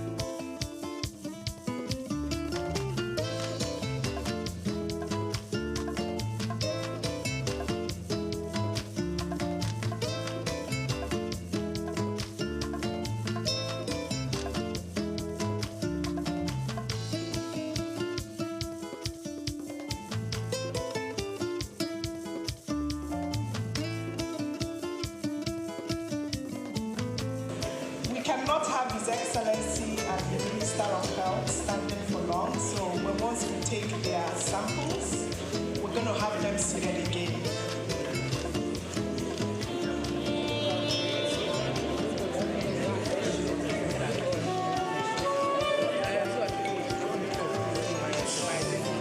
So can I have Dr. Walter on stage to come and quality check what is happening, sir, please? Thank you very much.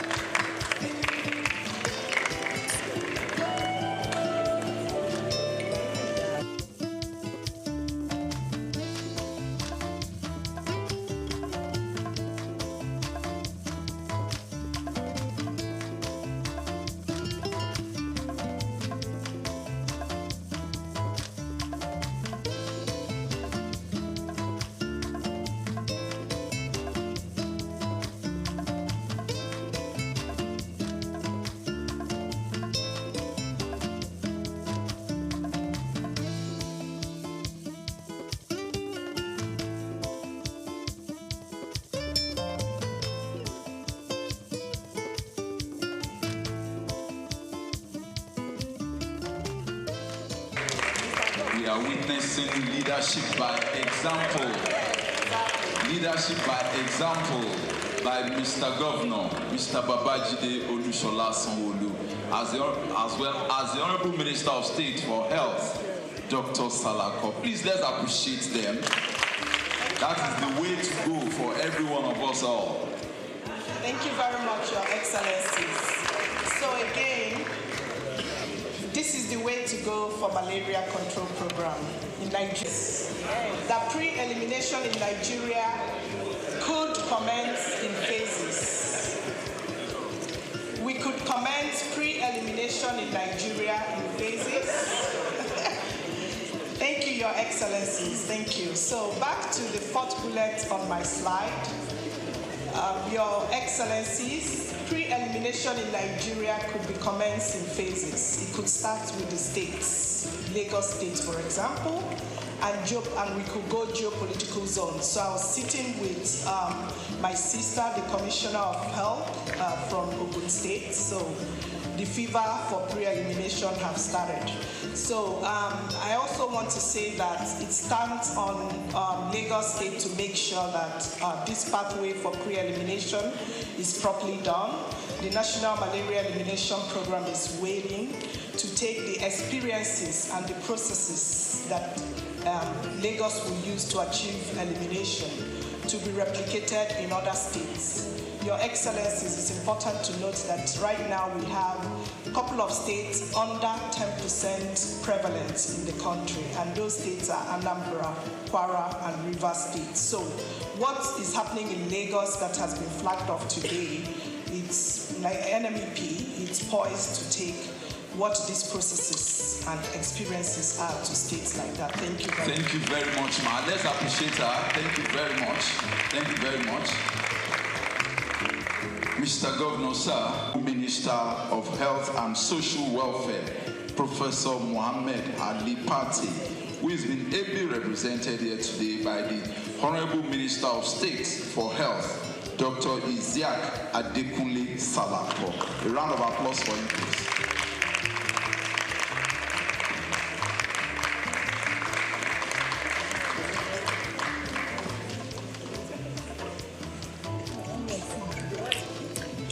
Your Excellency, the excellent Governor of the Center of Excellence, Mr. Babajide Olushola Sanwo-Olu. I must recognize my brother, who is one who has summoned all of us here today, the Honorable Commissioner for Health for Lagos State, and all members of the Lagos State Cabinet here present, our partners, WHO, World Bank, distinguished stakeholders in the health sector, gentlemen of the press. Because of time, let me say all protocols to be extended. We cannot give the governor for malaria alone. He has to attend to water, to road, to several other things. So I will shorten my speech, but I must say that today I'm wearing two caps. You may not see it physically. Standing in for myself, and also standing in for my brother, the coordinating minister for health and social welfare, Professor Party, who is unable to attend because of other assignments. I am most delighted to be at this auspicious occasion of the launch of the Pathway to Malaria Pre-Elimination and Digitization Program in the Center of Excellence, Lagos State, led by His Excellency the Governor, Mr. Babajide Sanwo-Olu. I recall that Lagos State pioneered intensive malaria case management in the early 2000s through the Eco-Free Malaria Initiative under the leadership of now our President, Dr. Bola Ahmed Tinubu, then Governor. I am most delighted to be here today to be part of another pioneering initiative now under Governor Babatunde Sanwo-Olu as Lagos State takes the lead in the agenda to end malaria by 2030. Your Excellency, the Federal Ministry of Health and Social Welfare is elated with this giant stride, which aims to improve malaria diagnosis, case management, and accurate tracking of cases through the integration of digital health solutions in the form of real-time electronic reporting systems, all targeted at further reduction in the burden of malaria and its eventual elimination from our land. This momentous project will not only set the track for malaria pre-elimination in Lagos State, but in Nigeria at large, thereby once again making Lagos State a trailblazer. I want to emphasize that this project is in line with the renewable agenda of President Bola Ahmed Tinubu and the renewed vigor for the Federal Ministry of Health and Social Welfare on the Rethinking Malaria concept that was launched in April 2024 and is aimed at fast-tracking the malaria elimination goal through strategic shifts. We have continued to make progress in this regard, and the inauguration of the advisory on malaria elimination in Nigeria, Amen, the development of pragmatic costed plan of action, the expansion of permanent health care facilities, training of frontline health workers, and the initiation of domestication of affordable medicine facilities for malaria to make malaria treatment more affordable are all testament to the progress we are making. Your Excellency, distinguished ladies and gentlemen, the Ministry is taking these steps in order to reverse the undesirable trend of being the highest burden malaria endemic country globally, accounting for 37% and 31% of cases and deaths respectively. I am confident that Lagos State possesses the needed attributes that can help drive Nigeria to malaria elimination through such case-setting initiatives like this program. Furthermore, Lagos has been consistently the lowest malaria prevalence state in Nigeria, as evident from all the malaria indicator survey conducted in the country, with the most recent result in 2021 showing 2% prevalence, hence indicating a tendency of attaining pre-elimination when concerted and consolidated efforts are put in place. I wish to report that the challenge of, let me use this opportunity to call on all stakeholders not to relent on their support towards this impactful intervention, which will contribute significantly to the drive at eliminating malaria from the world. Nigeria is ever committed to this drive and we will continue to toe the path of global best practices. I wish to assure all Nigerians and our partners that the change in the policy of the United States government with respect to global health funding will not adversely affect our malaria elimination programs and other public health initiatives, as President Bola Ahmed Tinubu GCFR has approved a robust mechanism to ensure adequate and cost-effective funding for public health programs. I call on all state governments to join hands with the federal government to ensure that our country becomes self-sustaining in the funding of our public health programs. Before I end this address, let me commend once again and appreciate His Excellency, the Governor of Lagos State, Mr. Babajide Sanwo-Olu, and his health team, led by Professor Akin Abayomi, for initiating and executing this laudable innovative project. I wish to also sincerely appreciate all the partners, World Bank, WHO, all the implementers, especially for providing the needed human resources, technical support, and the funding for the implementation of this initiative. I wish all of us a successful launch of this impactful project as a springboard for the elimination of malaria from our country. Thank you, and God bless the federal government.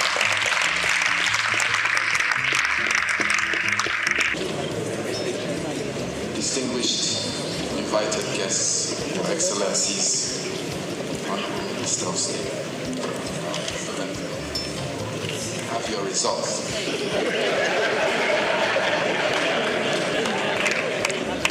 Pleased to say that Honorable Minister of State, we will not be confining you in a bed in Lagos. Your result is negative.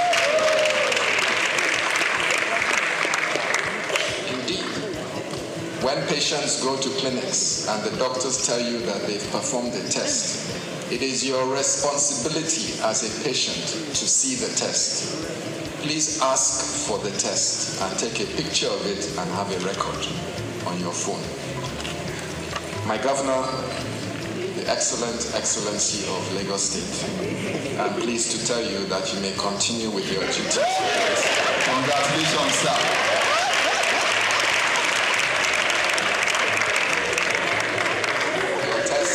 Negative. And the low prevalence of malaria in Lagos has been charted course. Thank you very much for your support, both the Honorable Minister and our Governor and members of the Lagos State Executive Council. Mr. Governor, if you would like to approach the podium to give your keynote and to launch a pathway to malaria elimination in Lagos. Practitioner himself and a strong politician, Dr. Thank you very much for finding out. Members of the State Executive Council, especially Professor Akin Abayomi, and Special Advisor on Health. Thank you very much. Other cabinet members, all the permanent secretaries in the Health Ministry, and several of you that are here. Thank you very much for taking our time. The country director for the World Bank, Dr. Diop, the country representative for the WHO, Dr. Walter, all of our partners that are here, MyShamed, Impact, SFH, the National Malaria Organization, our friends from our neighboring state, the Honorable Commissioner for Health in Ogun State, thank you. All of our health practitioners, stakeholders that are here, gentlemen of the press, ladies and gentlemen. When you are asked to come forward and conduct a test that you did not psych yourself for, what will happen is you quickly your brain will raise back and say, have I been feeling unwell? What is going to happen? It just brought us back 5 years during COVID, and they said that they're going to do a COVID test. It was like, the heart was going to open and you don't know what will be the outcome. But you see, it's an important activity that we need to continue to subject ourselves to. You might think it's a simple thing, but it's so important. And that ability for you to come forward, if it has turned positive, what it will have just meant is that we need to make a treatment. It's not a death penalty, but it's really just for all of us to know that we need to do this thing and we need to be able to come forward transparently at all times and let us end all of these things that we don't want again in our sight. Thank you very much. And so it's an honor that I stand before all of you in this room are very strategic to launch the first in the country, another Lagos first, the pathway to malaria pre-elimination and digitalization program. We're here to affirm our commitment to safeguarding lives and the livelihood of every Lagosian. Malaria is more than a disease. It's a social-economic burden that has held back individuals, it has held back families and communities for such a long time. It robs us of our productivity, it drains us of our household incomes. And for many households in Lagos, especially those modest earners, malaria, the name it alone brings shivers. It reduces their earning and reduces their ability to continue to earn more for their family. And so this financial strain often affects families and a lot of times causes heartbreaks and the rest of it. But we're here to put a stop or to even bring a voice to the step at which we want to eliminate that completely. It has affected school children from going to school, it has affected businesses, it has seen a whole lot of absenteeism and a lot of challenges in our society for several decades. But today, we have to change all of that narrative. The eradication of malaria is not just a good health news, it is indeed an economic imperative. It's a good news that all of us must beat our chest and be able to carry, if there's a P, that we need to have, a pre-elimination, the campaign for it, we need to have it and we need to be able to dot it everywhere. We know from statistics how much malaria has cost our GDP, billions and billions of dollars. Imagine what Lagos could achieve with a lot of resources if we're able to eliminate all of this. We no longer have to choose between survival and opportunity. Imagine a Lagos where every child can attend school uninterrupted because of ill health, or an adult can contribute fully to the economy.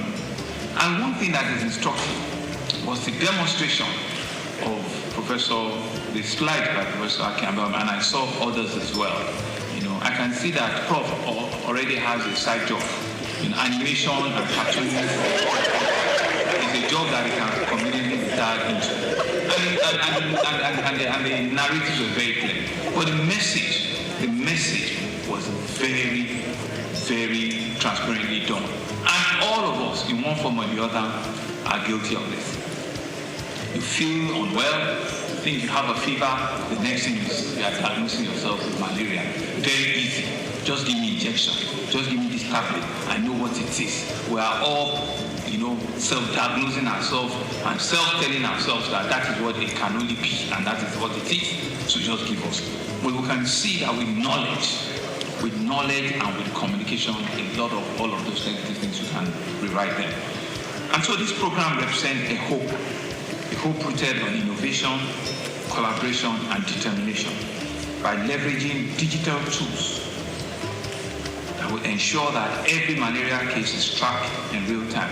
This is digital. Long are those days when you need to take a whole full blood from your body to just do a simple malaria test. I was asking for my bottle of Mortina, because those days when they take your blood test, they must replenish it with a bottle of Mortina. But you can see that with just a small prick, and in no time you can actually, that's what digital life, has done. And so it has helped us by strengthening partnership with the private sector. We will expand access for quality care. It will help communities to have the knowledge and resources. It will build a culture of preventing that leaves no one behind. And that's a message we need to come out of from here. All of us sitting in this room must immediately turn ourselves into an advocate, into a cheerleader, to be able to carry this message forward, to be able to tell everybody that needs to know. Go into our communities, pass on this message that this pre-elimination launch program has started, and it's for all of us to see it, to buy into it, and to work with it. The benefit of eradicating malaria goes beyond just health. In malaria-free Lagos, and indeed in future, in malaria-free Nigeria, it's achievable in our time. And we've all put our minds to it, something that could be done. We believe that if we can eliminate it, it will increase productivity, it will improve educational outcomes for our children, it will reduce considerably our health costs. It would also enhance quality of life. All of these points speaks to a better livability standards in all indices. And so this vision, though ambitious, I believe is achievable. It requires, therefore, all of us, government agencies, healthcare practitioners, healthcare providers, community leaders, development partners, and indeed all citizens to work together with an unwavering resolve. Success will not come overnight, but will be sustained effort and collaborative action. We will prevail. You saw the slides that a farmer and the lady on malaria and the lady on immunization. You saw the statistics between January and February, what the run rate should be. Yes, we could say that, this is just March, but we need to be able to double those numbers. We need to push those numbers to be able to achieve the 2025 target. We need to be able to push and achieve, because there is no magic to it. If your target is 2 million, and at the end of February, we are still doing less than 200,000. We are doing far less. So you need to double, your spike shoots. You need to work harder, twice as fast, twice as much, for you to achieve the 2025 record. And Doctor told us, Prof, told us from WHO that it's 2025. They are going to close the envelope. Hello? Yes, they said they are going to close it. And there's a 20. Where is it? I thought it was. They're going to close it. Our target is that we have to take that $20 million. We have to do everything to make sure that